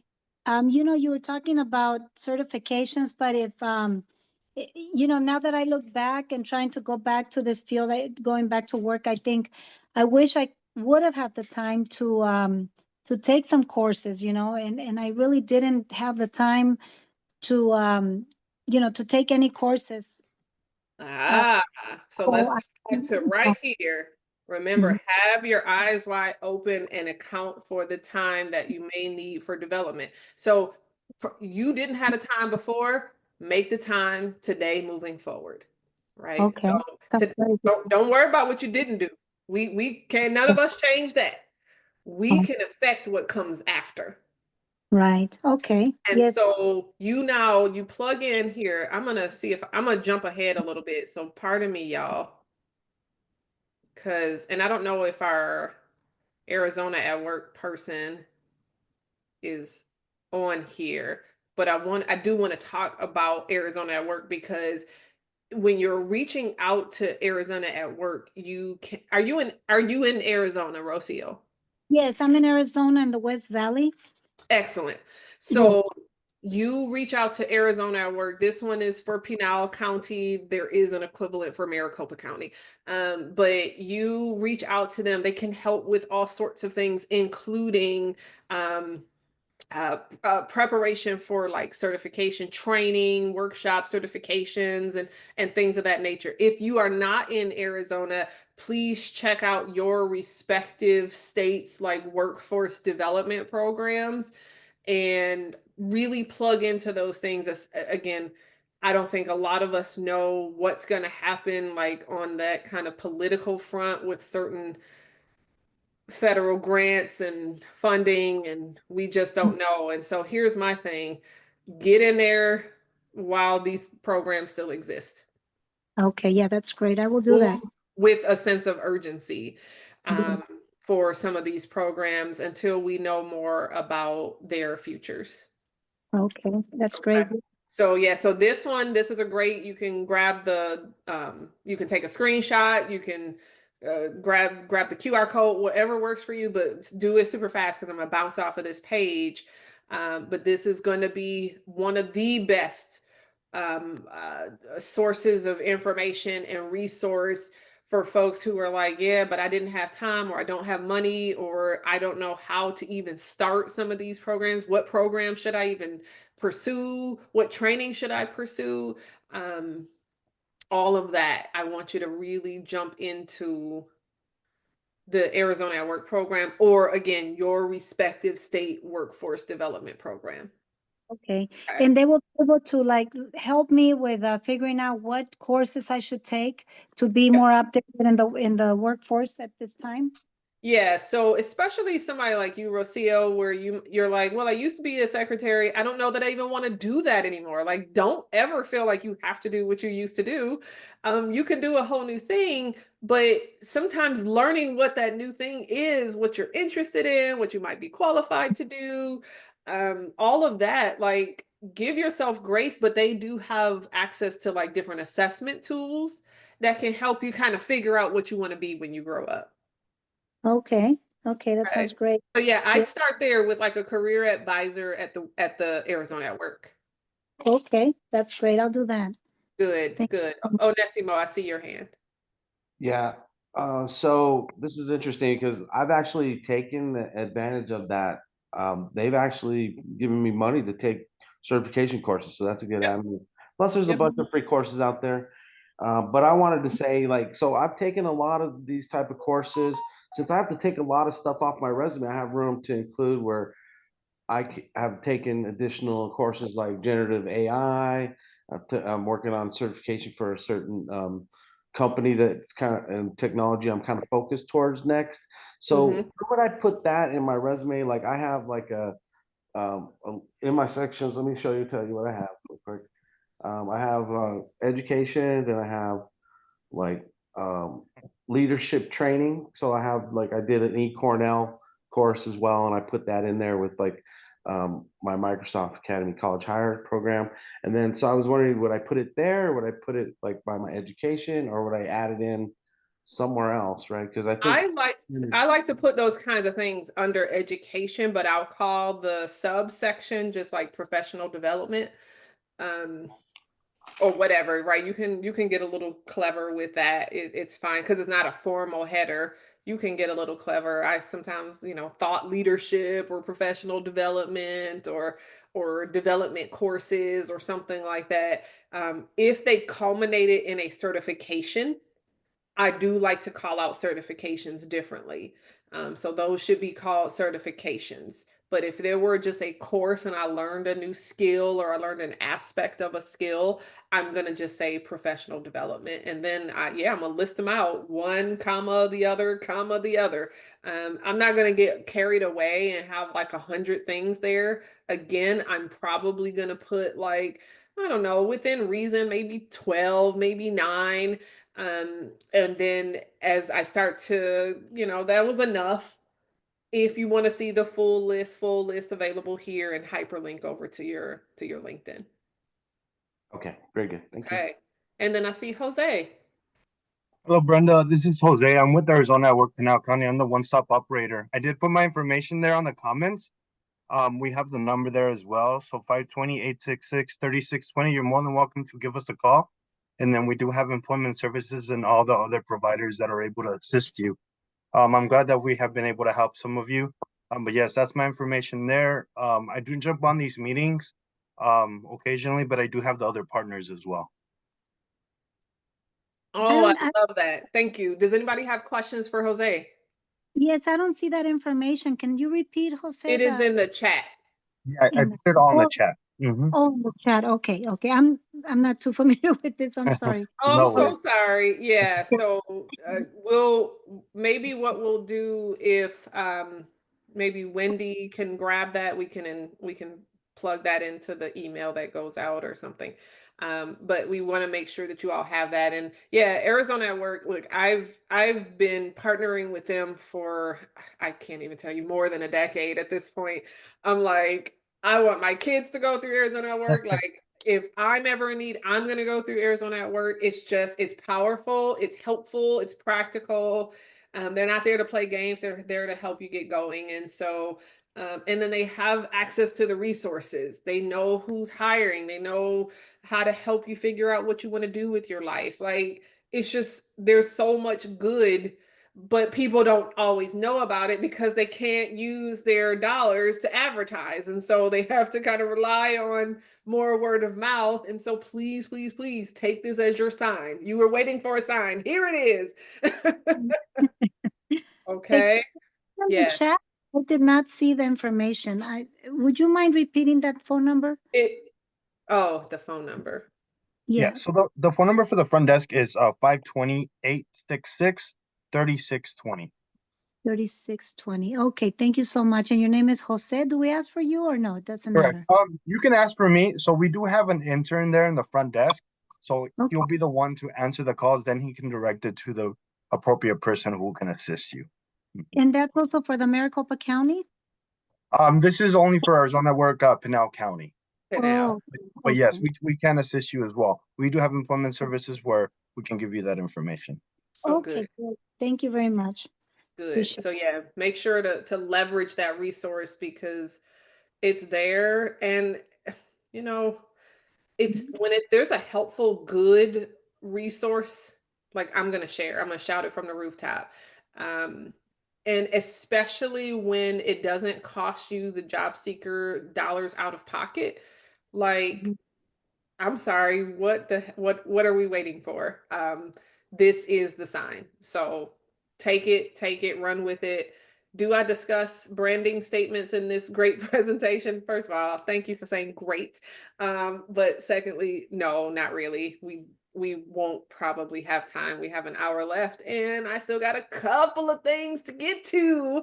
But there is a branding workshop, actually. We'll be talking all about branding and networking, I believe February 25th. So please come join that because I will be facilitating again. So if you like me, come back. All right. And if you don't, come back anyway, because maybe you'll like me better that day. All right. All right. Thank you. You're welcome. Let's see. Just trying to look at, okay, so now I want to jump to Lazaro's question.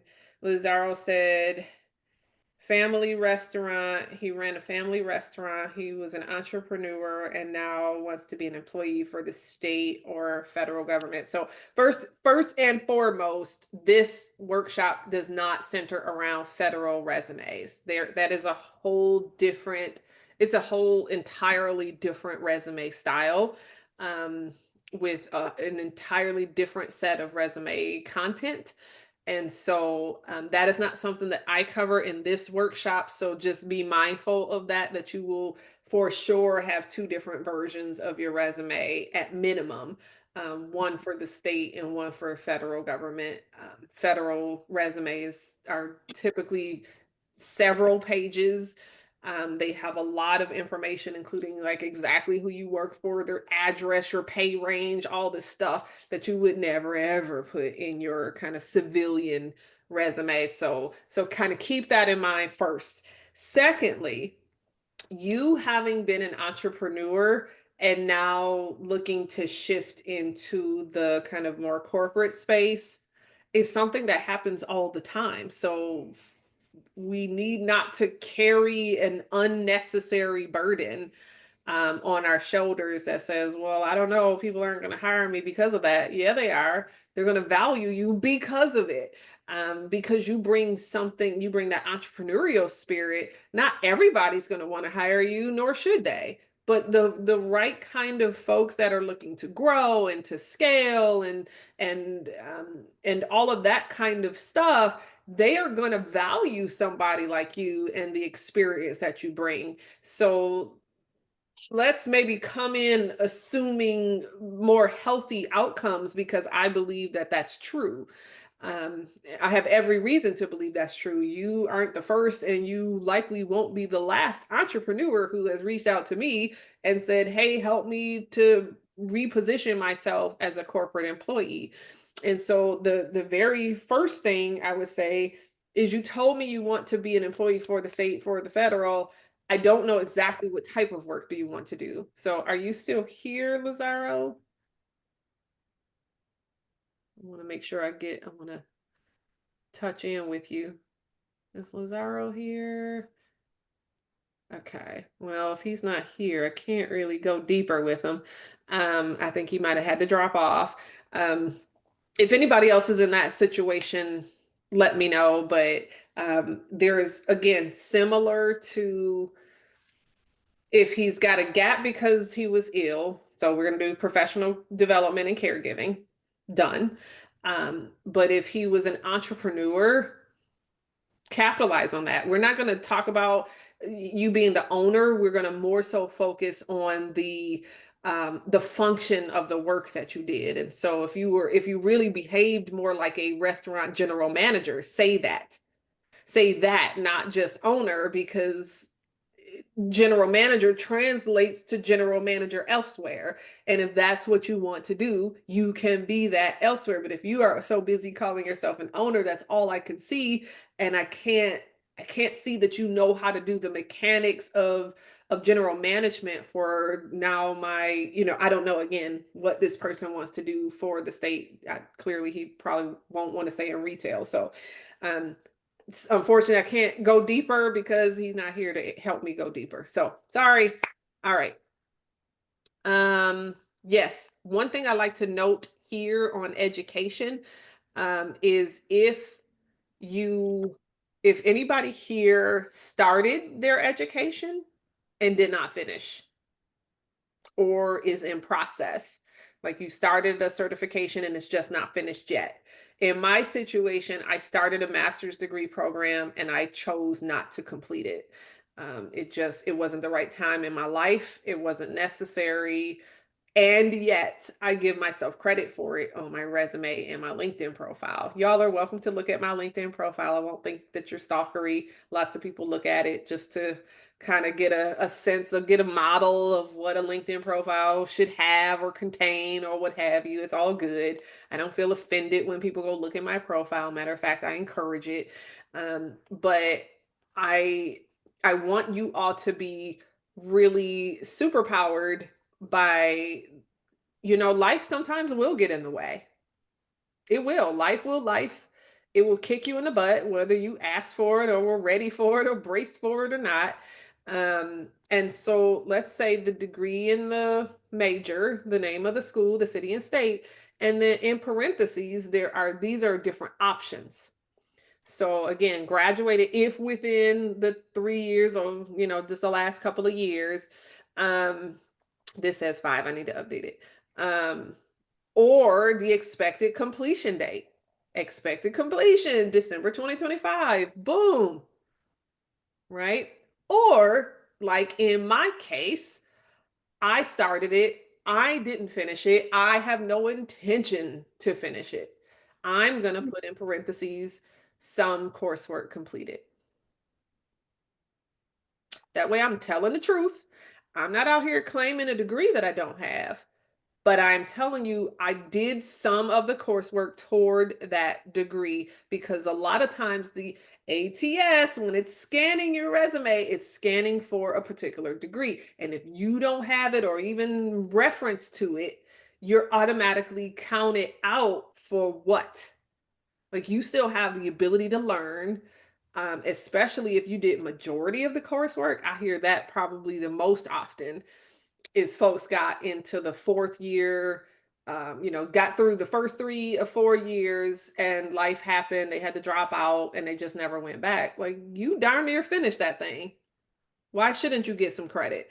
And so let's make sure to not throw ourselves under the bus and account for things that we did start, even if life dictated we couldn't finish. Okay. Question. Okay, I thought I heard a movement. Okay, sorry, I keep moving too fast. So I'm not going to read this whole thing because I want the instructions are built into it. If somebody has questions about it, we can always bounce back to it. But in the meantime, I'd like to move on. I think, let me see. Name it. Is Name It still here? Yes. Okay. So you said 9 years at the same company. Okay. So for you, Name It, 9 years at the same company, if you had the same position at the same company for all 9 years, it's gonna just follow this regular format, right? Company, city, state, job title, start and end dates, overview of the job, what were you hired to do, boom, boom, boom, bullet points, done. But if you held several different positions over the course of 9 years, you got promoted, you got assigned a task force to lead or whatever, you can actually just state the company name and then kind of remove this secondary line, and include job title number 2, job title number 3, and you can move the start and end dates kind of over closer so that they're a little less pronounced. This would be the full start and end date range for you. Okay. All right. All right. Let's get into let's wake up a little. Shake it off. Whew. Okay, just checking oh, you're very welcome. Okay. Checking my chat. Okay. So when you're looking at your resume, please know that your resume may have different sections from the next person's resume. That's okay. That's okay. We are not all the same. We do not all do the same work. It is all good. And so everybody's resume, and I repeat, everybody should have contact information, should have, if you are on LinkedIn, your LinkedIn URL can and should be there. Again, we had a great conversation about city and state, should be there in most circumstances, and we talked about when that's not necessarily true. Okay. Okay, so thank you, Christine. Heard you, URLs and hyperlinks are not ATS friendly. Is this true? It depends. So once more, this is a situation of which ATS are we talking about? There are like hundreds of different types of applicant tracking software. Some can, some can't. I tend to not hyperlink, but include the actual like letters, the characters of the link, but it's not an actual hyperlink. It is just it's the URL itself, right? And so typed out, and y'all know, like I know, Microsoft will automatically try to hyperlink anything that like ends in .com or has an @gmail.com.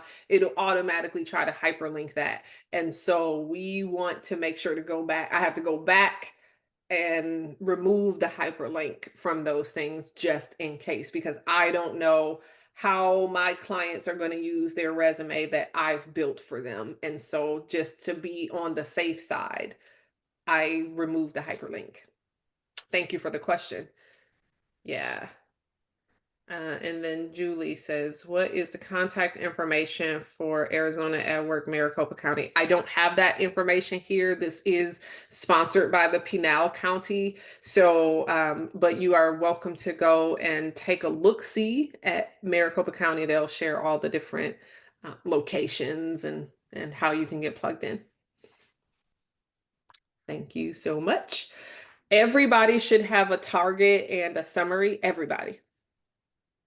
I don't care what it is that you're looking to do. Everybody, this applies to you. Your experience, this is where we start to diverge. Some will go back either as far as 7 years or as far as 15 years. But in the case of somebody like Rocio, we're probably going to see Rocio go back more like 20 years because she has to. Because the last 14 years is going to be like a little blip on her resume. Right? Professional development and caregiving, little baby blip. And then the meat of the experience section for Rocio is going to be the secretarial work that she did 15 years ago.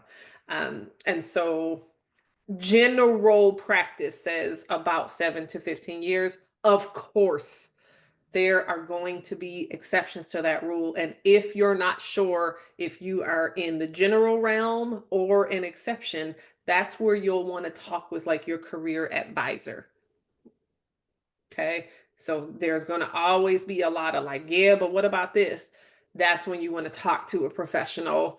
So, right, working with me costs money. We don't always have the resources to do that, but working with Arizona at Work costs you nothing. There you go. Professional development. So we talked about that. Onésimo brought up a question like, hey, what about the courses and webinars and different things that I took?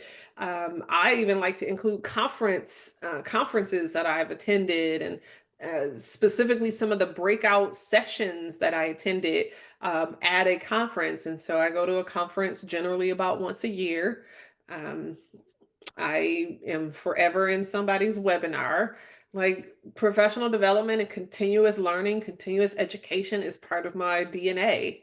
It just is what it is. I don't want to be so stuck on the way things were 10 years ago that I've become obsolete and done myself and everybody that I serve a disservice. So it is my duty, it's my obligation to stay up to date. And so, yeah, I might as well share with you some of the latest best practices that I've been learning so that you know I'm up to date. You know, I've taken intensive artificial intelligence and your career type courses so I can help address some of those types of things. Okay.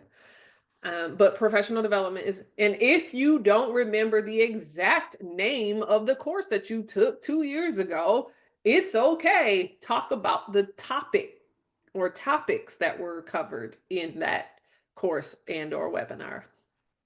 Okay, of course, your education and certifications, we talked about that. Any special research that you've been a part of, any languages outside of English that you speak? So languages in addition to English. Here is where you will definitely want to talk about being bilingual or multilingual, spell out some of the languages, especially like here in Arizona, if you can speak Spanish and English, that's a huge, valuable asset. Huge, huge. And so, because so many folks in our community are Spanish only speaking. And so, if you can connect with more of our customers or whomever, like that makes you quite valuable, quite marketable.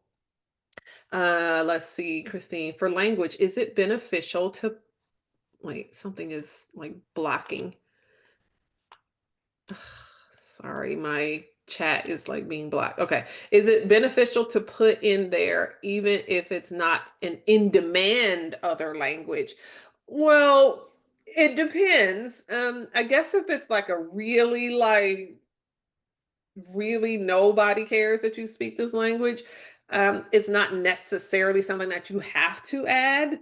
I think there is merit in just somebody who has the ability to learn more than one language. I think there is just an inherent value in that. But if it's a language, a specific language that you think could be perceived negatively, or I don't know, I'm really trying to think outside of my own brain here. No, not every language needs to be accounted for. And so if you feel like there's some hesitation for you to include it, don't feel like you have to include it just because you're bilingual. Okay. Thank you. Okay, oops. And then publications. Sorry, my pup is going to make an entrance. Okay. Publications, patents. Think about that. Again, thought leadership, community involvement, professional speaking, professional organizations. Are you a part of a governing board, a committee, a task force? All of these things are sections that you may need to include for your resume. Again, maybe your neighbor won't have a section called patents, but you will because you work in that kind of space. And so please keep that in mind and use the sections that are applicable to you. All right, I'm gonna just let us take a quick, like 1 minute breathe break, just like 1 minute. I'll stop talking for a minute. And so we can take one deep, let's take 3 deep, like from your chest, from your soul, deep breaths.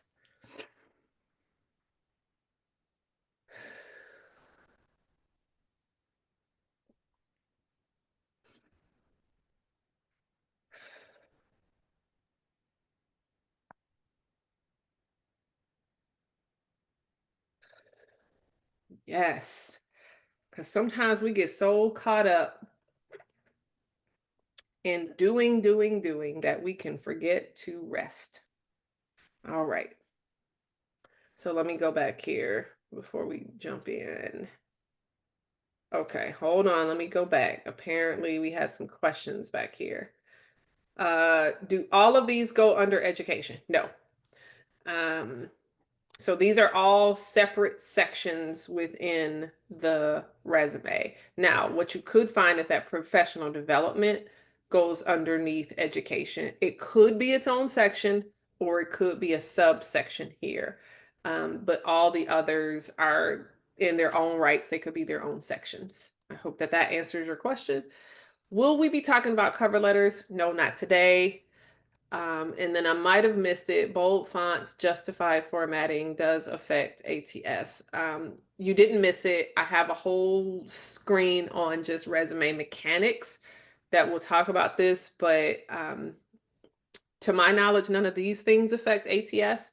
The biggest elements to steer clear from is tables, headers, footers, text boxes, and images.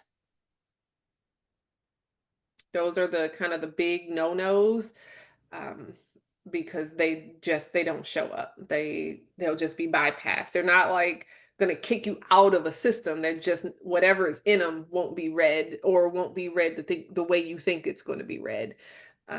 So we got to be super careful. This is why I just avoid them altogether, especially in a setting like this, because I can't tell 30 different people all the nuance of how it might affect you and your situation. We'll just be here all day.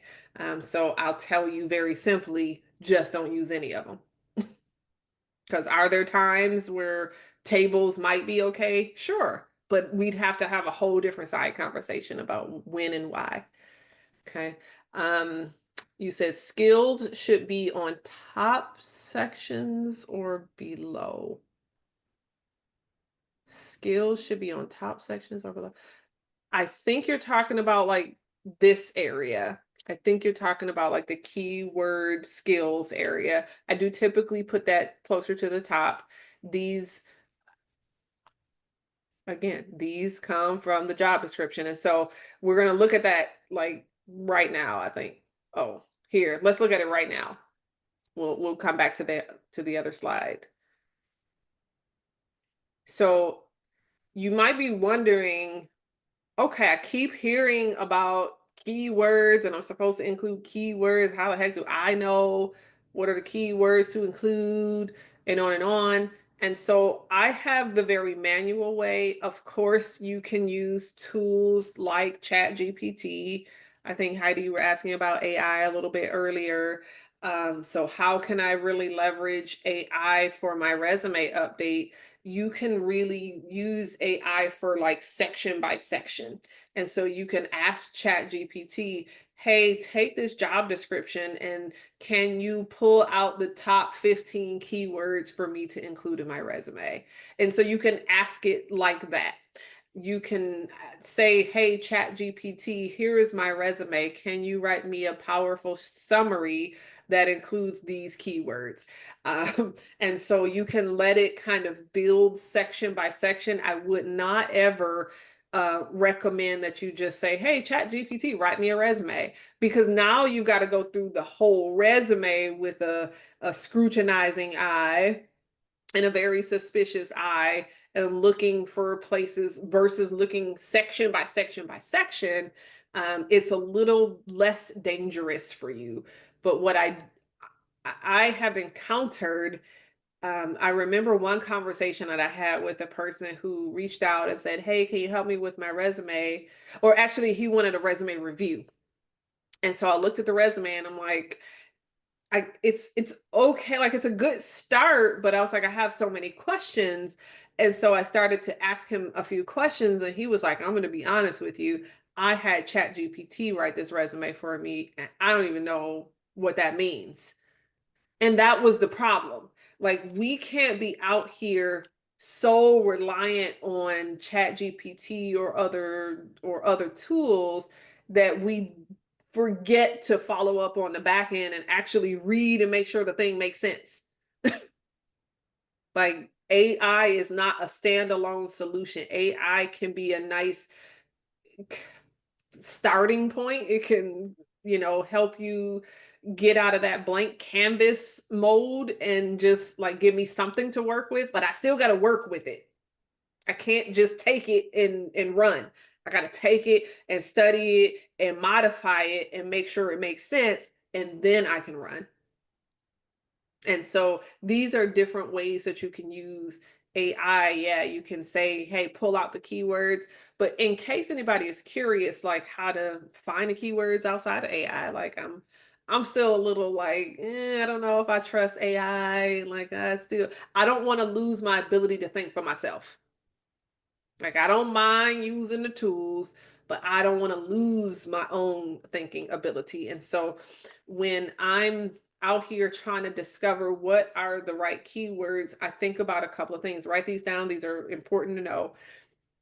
How do I discover what the keywords are? One, anything that gets repeated in a job description. If they said it more than once, they probably value it. Anything that gets repeated. Two, anything that's tied to a number. If they measure it, they value it. In this case, right? 20 to 25, 30 to 50, 20, 3, 1, right? So they've called out specific things. They're going to measure it. They value it. Okay. So it's repeated. It's quantified. Anything that's called a requirement or a minimum qualification. Like, I can't be any more clear. I require anybody that wants to come work here and do this job, you have to have this minimum of things. This is where people get caught up sometimes, like, well, what if I don't have everything they asked for? That's okay. Here's the deal. This is a list of what, 1, 2, 3, 4, 5, 6, 7, 8, 9 requirements. So let's say you have 8 of 9 of these requirements. Should you still apply to this job? What do y'all think? Adriana says yes.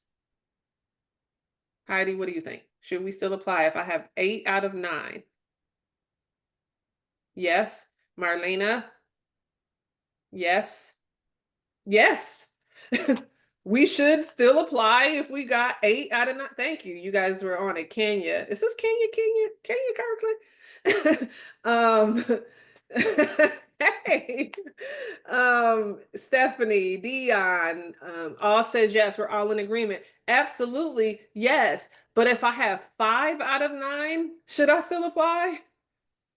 I loaded that with the tone of my voice. I'm sorry. That was my bad. But it's a no. It's a no for me, dog, because I am not you're bringing in what, 50% of what I asked versus like 90% of what I asked. And so this is what we're talking about here is we've got to show up when we're kind of closer to that 85, 90% mark of like, I got most of what they need, because what it does is it leaves you room to grow. You don't come in already the expert. You come in pretty well informed, pretty well skilled, very talented, all the things. And I still have room to grow and learn and stretch and all that sort of stuff. So it's repeated in the job description. That's a keyword clue. It has a number attached to it. That's a keyword clue. It's listed as a requirement or minimum qualification. That's a keyword clue. The fourth one is a little bit vague. The fourth is just, hey, I know my industry. I know what matters in this industry. And so I'm going to make sure to call out some of the stuff that matters in this work. So if this was sales for personal loans, I know that an understanding of the underwriting process would be helpful to know. So I'm going to mention underwriting somewhere in my resume. Okay. I know that integrity will matter because it matters to them, but it matters also to sales. I know that collaboration matters. They didn't repeat it. It's not tied to a number, but I know that it matters because they called it a value and it's tied to the work that I do. And I know that. Okay. And so the way that this all can come together, right? We talk about inbound calls and communication and customer engagement and flexible availability because they talked about it up here. This shift or that shift, ideal if you can work either, flexible, look, 3 years of experience, like all the things. And then we come and we say, but sorry, I'm trying to move this thing. This control panel is getting on my nerves. We try to write this summary now, accounting for all those keywords that we just discovered. And so if it was an inside sales professional and I'm bilingual, I'm going to now say bilingual inside sales professional. They asked for 3 years of experience. I got 6. Boom. Closing deals in this industry. I've got experience in your industry. You don't even have to worry and wonder if I know what I'm doing. Record of hitting 100% of sales goals with the 50 client portfolio valued over $10 million. They didn't even ask for that. I was just gravy. I wanted to provide them evidence that I was good at what I do. I'm a strong communicator skilled in customer engagement in a fast-paced call center environment, and I have flexible shift availability. I just hit 8 points that they asked for in their job description right out the gate. Right out of the gate. And so again, compare this to I'm a seasoned professional looking for my next opportunity, looking to learn and grow and advance within the company. Which would you rather call? Think about that, right? And so this is the difference maker is we're taking the time to understand what they need, to tell them that I have what you need and to make it super crystal clear. This is making sense. This is helpful. Somebody give me a nod or a look of confusion. All right. Oh, I do want you to I know you'll get the slides, but I also know if you're anything like me, when those slides come, somehow magically you won't have time to look at them. So let's make the most out of our time together. And so that means take a screenshot of this. Screenshot if you're on a Mac, shift command and the number 4 and grab what you need. That's all I know is the Mac because I don't use a PC. All right. But look at the questions. What do I even want to do? And how am I qualified? Ask yourselves these questions. If you don't know what you want, how are you expecting us to guess at what you want? If you don't believe you are qualified, how do you expect me to see you as qualified? You are one of 1,000. Don't forget it. Do you want to lead or be an individual contributor?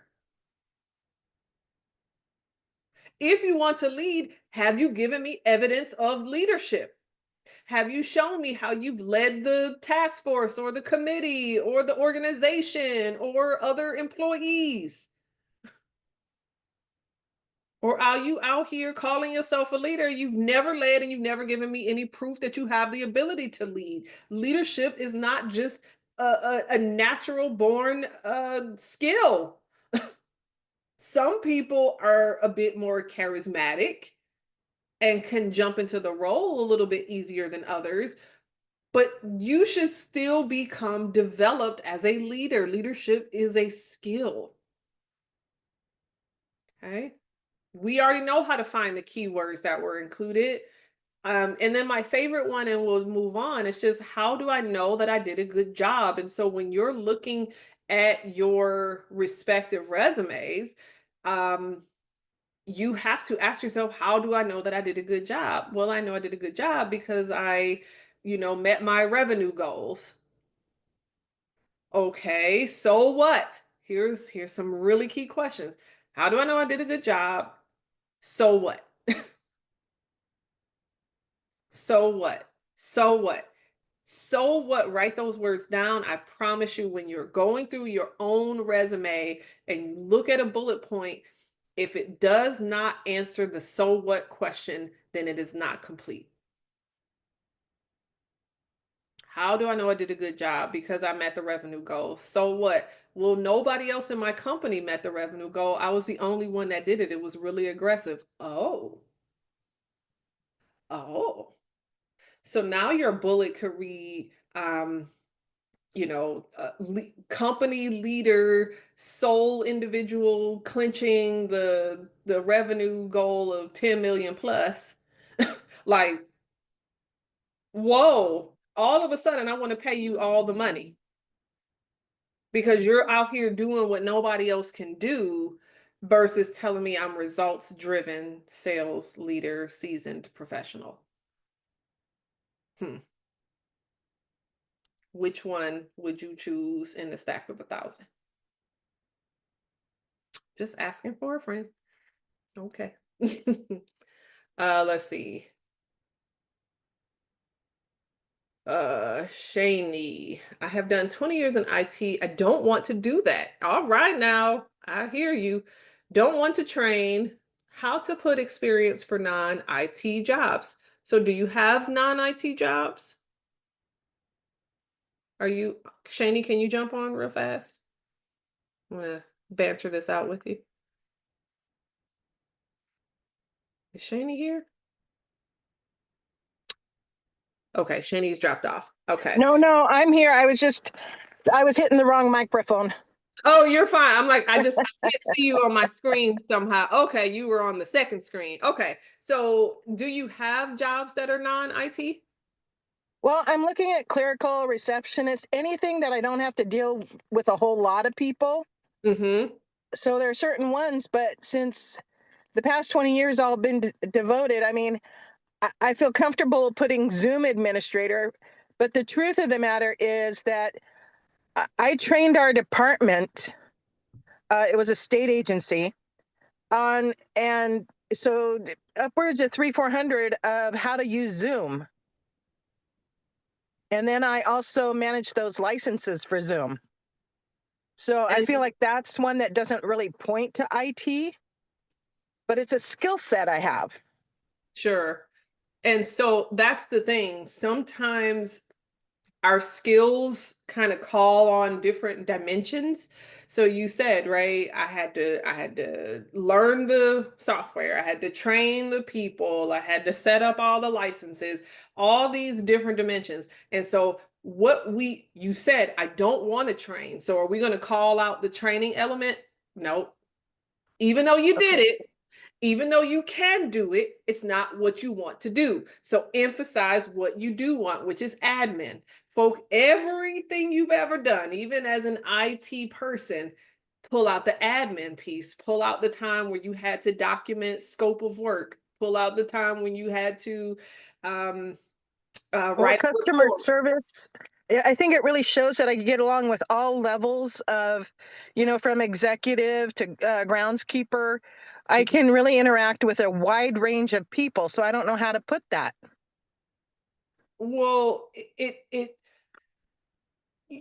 I think we're asking a couple of different things here, but the first question is always, what do you want?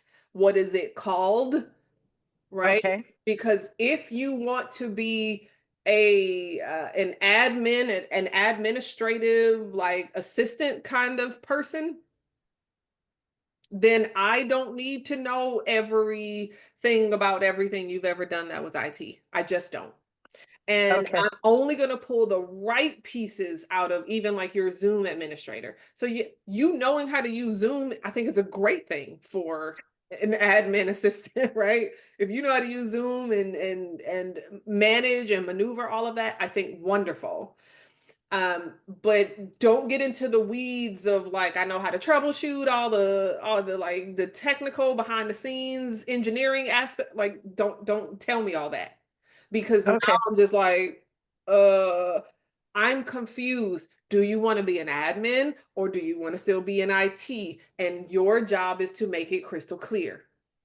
I want Okay, to thank be you. admin, so I'm only going to talk about the administrative aspects of everything I've done. Even though it was called IT, there were still administrative aspects. Maybe you were the note taker at meetings. Maybe you were the secretary of your local social club or whatever. Like these are the things that you're pulling out and not talking about the servers and the network architecture, all this. Like don't get into that because you're using the wrong language to speak to that audience. That's what I've been feeling. Yeah. So I think a really a thorough, like writing your resume from the administrative lens is helpful. And then at some point, let another person look at your resume with and for you, because sometimes we get in our own head and we can't see past what we can see. Somebody else like me, I can come look at your resume probably in 5 minutes, but like, oh, let's check this out and put that in there. And did you ask yourself this? Like, it's probably nothing for me to look at it in 5 minutes and diagnose exactly what's going on versus you have probably been at it for weeks. And you're like, I can't see. I don't know what I'm doing wrong. And I'm like, yeah, 2 seconds later, I'm like, oh, it was this. So making sure you take the first pass with the administrative lens. That's your job. The Okay, second thank you. pass comes from somebody else. We look at it and say, oh, okay, is she speaking well to the administrative audience, or is she still stuck on being an IT person? And you need that external perspective sometimes to help you get out of your own way. So yeah, really great question. I love it. Okay. Can I put a PTA position on my resume? Yes, you can. You can put a PTA position on your resume. Again, what PTA often does is opens up the conversation to the fact that you have children. Now, you just raised your 15-year-old grandson, so this is a little different, but then that, if we say my grandson, now we're talking about age discrimination. You see what I'm saying? So it depends on what you did for the PTA. I probably would include it. I may not include the dates. So here's how we do that. And so sometimes some of you have really important things that are super supportive of where you're headed, but it was a long time ago or something, whatever. I'm going to add a section still within experience, but it's going to just say like prior, and It was, it's not going to be dated. Go oh, ahead. oh, okay. No, it was a year ago, but yes, prior, then I would just put prior. It was a year ago. I get it. I get it that it was Yes. recent, but because it invites other parts of conversation. Oh, yes, I Right. understand. Oh, you're a mom. Is she going to be calling out all the time because she got a sick kid? And then you'll be like, oh, no, he's 15 and it's my grandson. Oh, well, how old are you? Right. Oh, And so we, yeah. either way, it's like that double-edged sword here. So just include it because it's important, but don't date it. And put it under what section did you say? Under experience. Experience, okay. Yep. Okay. This is, And y'all, this is harder than I'm making it sound. Please know that I know that. Y'all know I have studied resumes for 20 plus years. Do mhm. not beat yourselves up for coming to a 3-hour workshop and not feeling like you know everything you need to know. Well, I've learned a lot. Good. I'm so glad. You helped me greatly. I really appreciate it. But yeah, this is why I'm providing the resource, because I don't want anybody to have to start from scratch. Somebody like name it that's like, I haven't needed to touch my resume in 9 years. Like, I don't want you to have to try to figure out how to even structure a resume. So let me provide you with this style guide so that you have a starting point, and just follow the instructions and keep it moving. But this is where, oops, hold on. I'm gonna actually jump past that. I'm going to get in here because I want to make sure we have time to get through these mechanics that I promised you all. Now earlier we had conversation around city, state, and even zip code, but this is specifically around your actual address, like 123 South First Street. There is never a need for that. I don't need to know your apartment number. I don't need to know your building, or I don't need to know any of that. I just need to know the city where you live. That's enough. That's all I need. Please keep it tight. Especially when posting online. Why? Because there are crazy people that can kind of backward engineer your information. Some of those resumes are a little bit too publicly accessible, even though they're not supposed to be. I'm just not a fan. Check your email address. Make sure your email address itself is professional. Make sure and not beyond just being professional, make sure it's not giving away certain pieces of information. So I'm just going to use Rosia as an example. I don't know this to be true. I do not know this to be true. But let's say Rosia's email address is, Jose's grandma 23. Right? There's nothing like inherently wrong with that being her email address, except for when she's applying for a job. She's somebody's grandma? What? How old is she? What is this?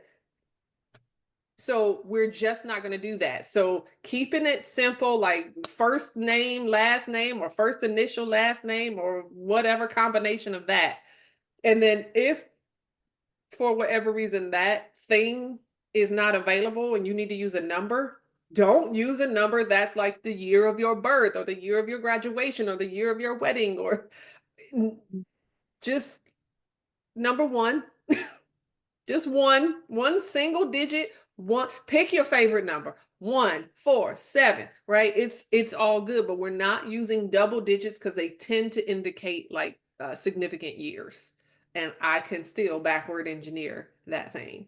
I had somebody once, they came and they had 4 digits behind their email address. And I said, let me ask you something.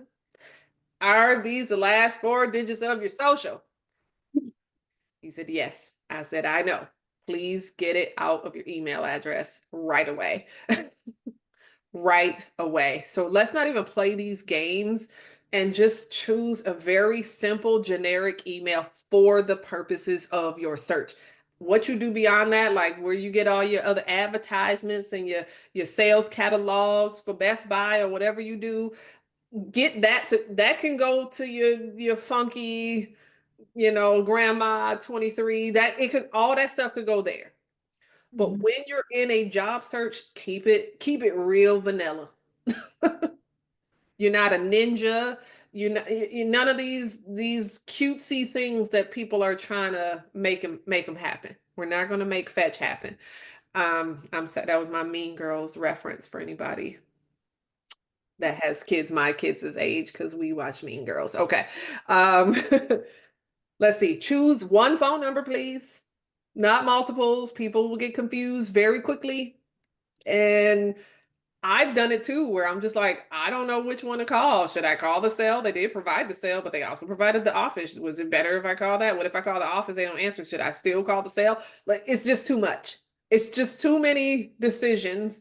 Just pick one phone number for people, not multiples. That's fine. And then good communications etiquette. That means actually check your email. That means actually check your LinkedIn inbox. That means check your voicemail. Respond. Check your spam folders, because sometimes people are trying to reach you and they're in your spam. If you created a LinkedIn and sometimes people are messaging you there, but you're never checking it, you're probably missing opportunities as we speak. So let's not even, why go through all of this and create these beautiful new resumes that are opening up all sorts of doors of opportunity, only for you to miss the call for the interview? Why would we even bother? Yeah, D, you said you missed an opportunity because you didn't check the spam folder. A lot of new folks go to spam. Even in LinkedIn, there's like the inbox and then there's the other box. If they're not connected to you, sometimes they go to the other box. And so check the other box, check the inbox, check the spam folders, like check all the boxes so that we're not missing. But most importantly, check period. Yeah, I sent somebody an opportunity. It was a long time ago, it was a few years ago, but it was like, let's say it was like in August of that year, and they didn't respond until like December. Like, oh, I'm so sorry, I missed your mail. I don't get on LinkedIn very often. Like, any chance this opportunity is still open? Girl, no. No. We have long since moved on. And so let's make sure we're not guilty of missing opportunities because of that.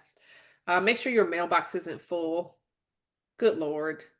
I had emails bounce back because the email box is full, voicemails, like you can't leave a message. The mailbox is full. Goodbye. Like, phew. And make sure that you have a voicemail greeting.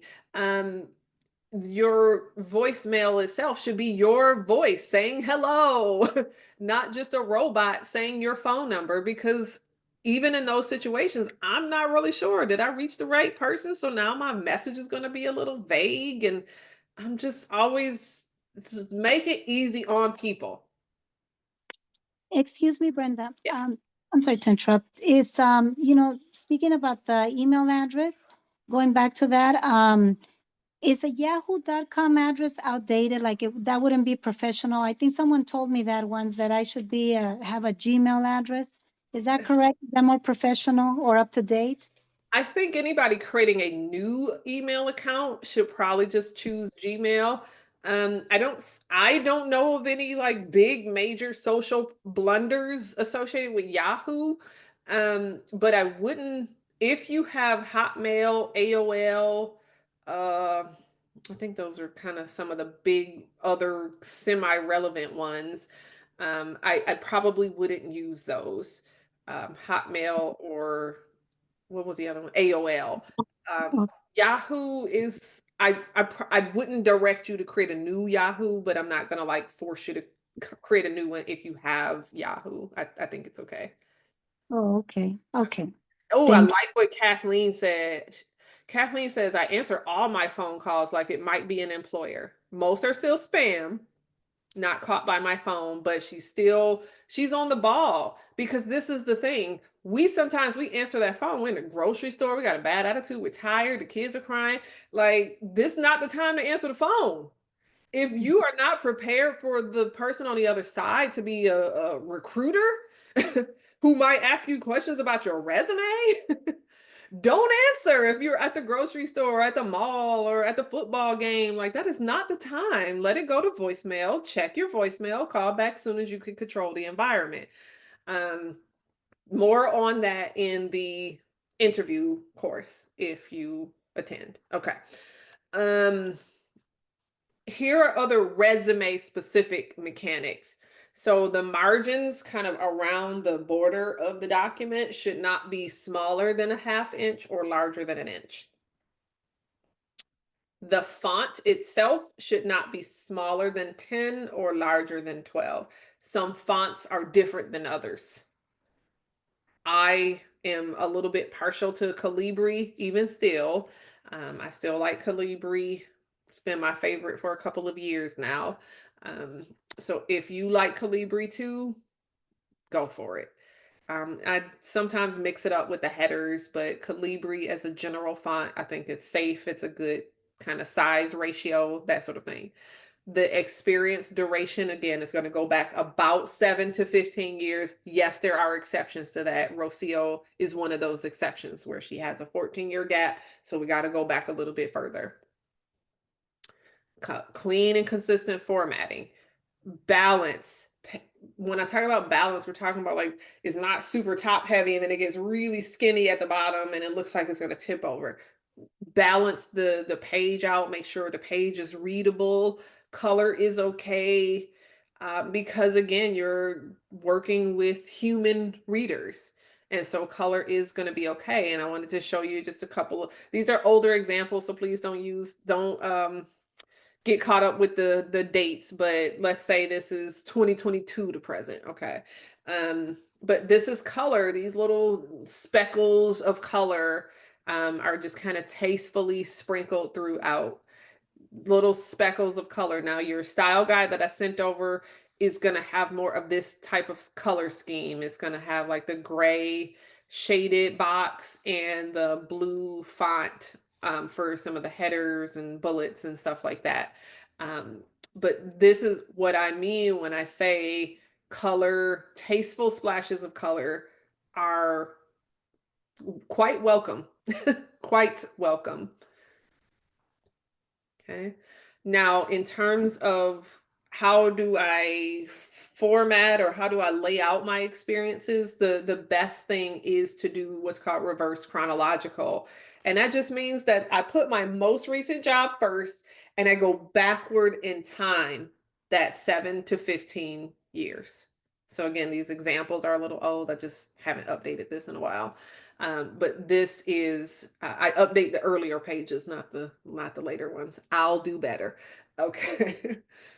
Okay. But reverse chronological is going to be the best kind of flow of information that we should keep in mind. And then for those of you who are thinking about a pretty significant career change, again, I'm offering my kind of off the record opinion here that this is not one of the best times in history to change your whole occupation. It's not. You can do it, but expect a slightly slower transition because you are competing with so many other people, and you really need to heavily engage your network, other people to really vouch for you that you can do well and thrive in this new space. But if you are pursuing a change, a significant change, then you'll still have that header up at the top, you know, these are the keywords or what have you. But yeah, I probably will put education closer to the top because that's the thing that made me qualify for this change. And then I'm going to put some selected achievements that cross over from work I did before to work I'm looking to do next. And then I'm going to get into my experience 7 to 15 years. Okay. Let me see. I got some questions here. Okay. Kenya uses Calibri. Awesome. Heidi asked, I've been at one job for the past 14 years. List that. Wait. List that. And then would I list prior jobs, but just bolded without details? Oh, so you're talking about the fact that I keep saying 7 to 15 years and you've been 14 years at one place. Yeah, so when you want to go beyond, you could technically just include one more role if it makes sense. And then everything else could be like prior experience. And then you can just kind of without dates, right? That 15 years is not it's not a hard cut. It's a general good best practice. Okay. And so if sometimes it's going to look more like 18 years, like, okay, we got to know when to break the rules. But again, I'm speaking to a very big general audience. And so it's very difficult to say, okay, well, you could break the rules, but everybody else shouldn't. In this scenario, yeah, I'd probably break the rules and talk about 18 years and then do prior experience. If you have prior experience. I don't know how old you are. Okay. And then Veronica, are sub bullets in a resume okay to use? I've received conflicting info on this topic. I've never received conflicting info. I use sub bullets pretty regularly. So I don't know who has told you otherwise. But look, on the ATS side, when they take a look at your resume, it's all unformatted and very unpretty anyway. They don't care. Is the content in there? And does it group together in a way that makes sense? And so I would love for you to share kind of who told you something different. so that I could look into that, because that's not something that I've ever heard, ever. Again, past president of a National Resume Writers Association. That's not something that I've ever heard. Okay. All right. We are almost right up against the hour. And so I want to leave these last couple moments for you guys to, grab this survey, take it, let them know if this was helpful, valuable, if there's room for improvement, like, would you come again? Please come again. Um, all the things. But in the meantime, are there questions that you guys have that I can be fielding in our final minutes together? Yes, excuse me. I have a question going back a little bit. When you were talking about putting job title number one, job title number two, if you held different positions within the same company over a period of time that you were with that company. Great. I just want to give everybody a thank you, Wendy, for putting that in the chat. So the survey link is going to be in there, because I don't want to come away from this page and folks were still waiting for that link. Okay. So please repeat your question. Oh, I'm sorry. I was just going back because I was having trouble finding the chat, and so I wasn't able to ask you at the right moment. But I wanted to find out on the job title section when you were talking about to put job title number one, job title number two, if you had different positions within the same company over the period of time you were there. Um, Now, if you were at a different location, would that matter? Like, or would it still be job title number one, job title number two if it was at different locations? Again, that is one option. You can also just as easily call them out as individual roles, Oh, like okay. it looks here. And so when you have different, there's something different about the role, or it was in a different location. Like, there's also nothing wrong with just repeating the company and showing a new location, and then mention up here, you'd probably say, transferred, um, requested to transfer to the new office based on demonstrated performance, kind of thing. Like, ooh, I'd love to see that you were promoted, or that they asked you to move with the company. Like, these are great things to Oh, include. wonderful. So heck yeah, I love it. Thank you. Okay, thank you so much. Hey, thank you. Let me see. I think we had, oh, I wanted to share the upcoming calendar with you guys as well. So job search on the 12th, resume writing again on the 19th. I think these are probably with Lori. And then I'll be teaching the networking and branding on the 25th. I hope Lori is feeling better by Wednesday, and or whomever the instructor is will be well equipped to receive you. But these are some things coming up. And then we do have the resume panel coming up through Career Connectors on March 6th. So myself and Lori, along with our colleague Donna Tucker, will be part of that. And it'll be similar to today's session, but you'll hear multiple perspectives, which I always appreciate, right? I think it's important that we know that there is usually more than one way to do a thing.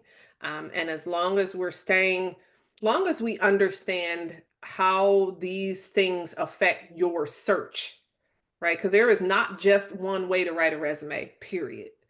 There are things in your resume that could negatively affect your search. We all want to make sure that you avoid those types of pitfalls. And so come if you have specific questions. That's going to be a great place where we do some high level overview, some deep dive into certain questions, and then we're there. A few of us are there to do a little bit of one-on-one coaching at the end. So please come on and come out and do what you need to do.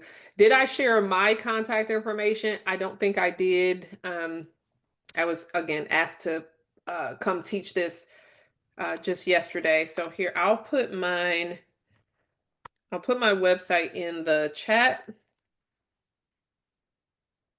And then I think I'm trying to grab my LinkedIn. You can find me on LinkedIn at Brenda Mariah. You will find me because I'm the only one that looks like me. That's Brenda Mariah. So please go to LinkedIn, connect with me. Don't just follow me. Don't do that. Don't do the thing where you follow and you can see what I'm doing, but I can't connect with you. Connect. And now, as we engage with one another over the time, we can also get to know each other, and you can leverage my network. I can help you in certain ways, but I have to know you in order to do that. And then I saw somebody raised a hand. Hold on. Brenda? Michael, go ahead. Go ahead. Brenda, I have a question for you. It's not Michael, it's Andrew. Oh, sorry. Yeah, I don't know where my raising hand is, so forgive me for being rude for interjecting. Okay. My question is, and I wrote it in the chat, do you know of people who can review resumes for a particular job? So yes, the career advisors at Arizona at Work can help with that. Okay. We at the Red Hot Resume panel can help with that a little bit. But typically, like, I'll have like 25 people in my room. So, Sure. In 30 minutes, we're just not going to get very deep. Of course. And then a lot of times we often hold like a free consultation or something like that. So you can register for something like that. I'm not in a position to take on a lot of just like, look at my resume. I don't want to invest in anything. I don't have a lot of bandwidth for that right now. Right. But I know for sure Donna Tucker does that. And so you can reach out to Donna Tucker as well, Lori Norris. And I would just suggest keep coming to these workshops and then engage with a career advisor. Sure. And if you do want like a professional's opinion, schedule a free consultation. I believe all three of us offer a free consultation option. Thank you, Brenda. You're welcome. And then do we still have Michael with a question?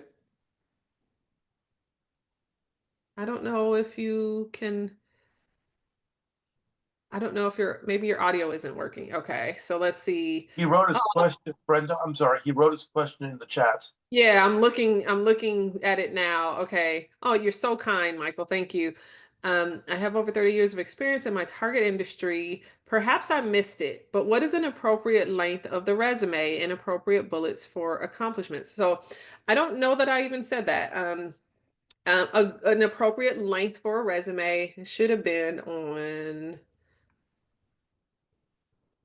that page. It should have been there. Oh, length, 1 to 2 pages.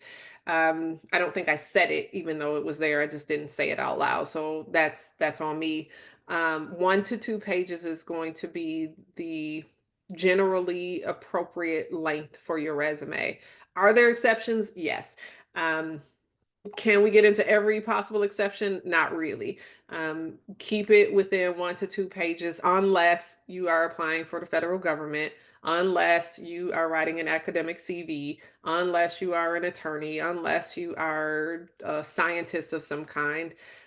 So there are certain exceptions where a CV is more appropriate, and CVs just don't adhere to this smaller page limit. But yeah, so 1 to 2 pages is going to be the general rule for most folks.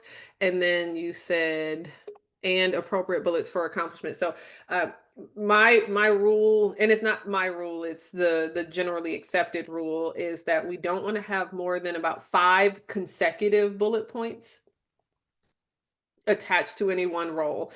So that doesn't mean I can't have more than 5.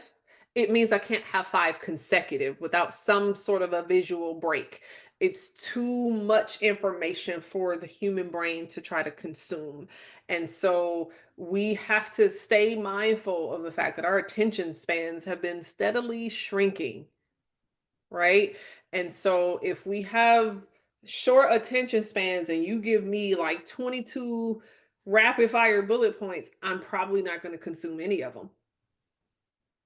And so 5 consecutive is I'm trying to see if I had one that showed. So what I like to do is like put a small little empty line, like maybe size 4 font or something like that. It's just a short empty line, but it causes a visual disruption because it doesn't look like the rest of the lines. And so if I have like 8 bullet points, I'll do 4, a small empty line, and then the other 4. They'll all still be lumped together, but visually there's a separation. Will you share other resume examples in addition to the style guide? Not here. I typically don't share a lot of resume samples and different things like that. The style guide is the foundational tool to help you build a resume from today's workshop. Everything else that I do tends to be very custom to the person. And so I don't keep a lot of like templates and styles. There are templates available that are trusted to be ATS ready through an organization. It costs money, y'all. So please keep that in mind. I think it's called Distinctive Resumes. And she offers kind of vetted templates. They're a little bit complicated and cumbersome to use, but they are there for you if you want some really shiny, pretty, picturesque, beautiful, highly formatted resumes. They do exist and they are applicant tracking compliant. And so keep those things in mind. Don't trust Microsoft Word templates. Don't trust Canva templates. They're beautiful, but they are not going to help you to apply online to different positions. They're great for just like person-to-person networking. If you're handing it to a person directly or emailing it directly and not uploading it to a system, it's a very different thing. And so keep that in mind. Okay, so thank you for that. All right. Any final questions? I think we are a little past time, but I wanted to give you that extra time.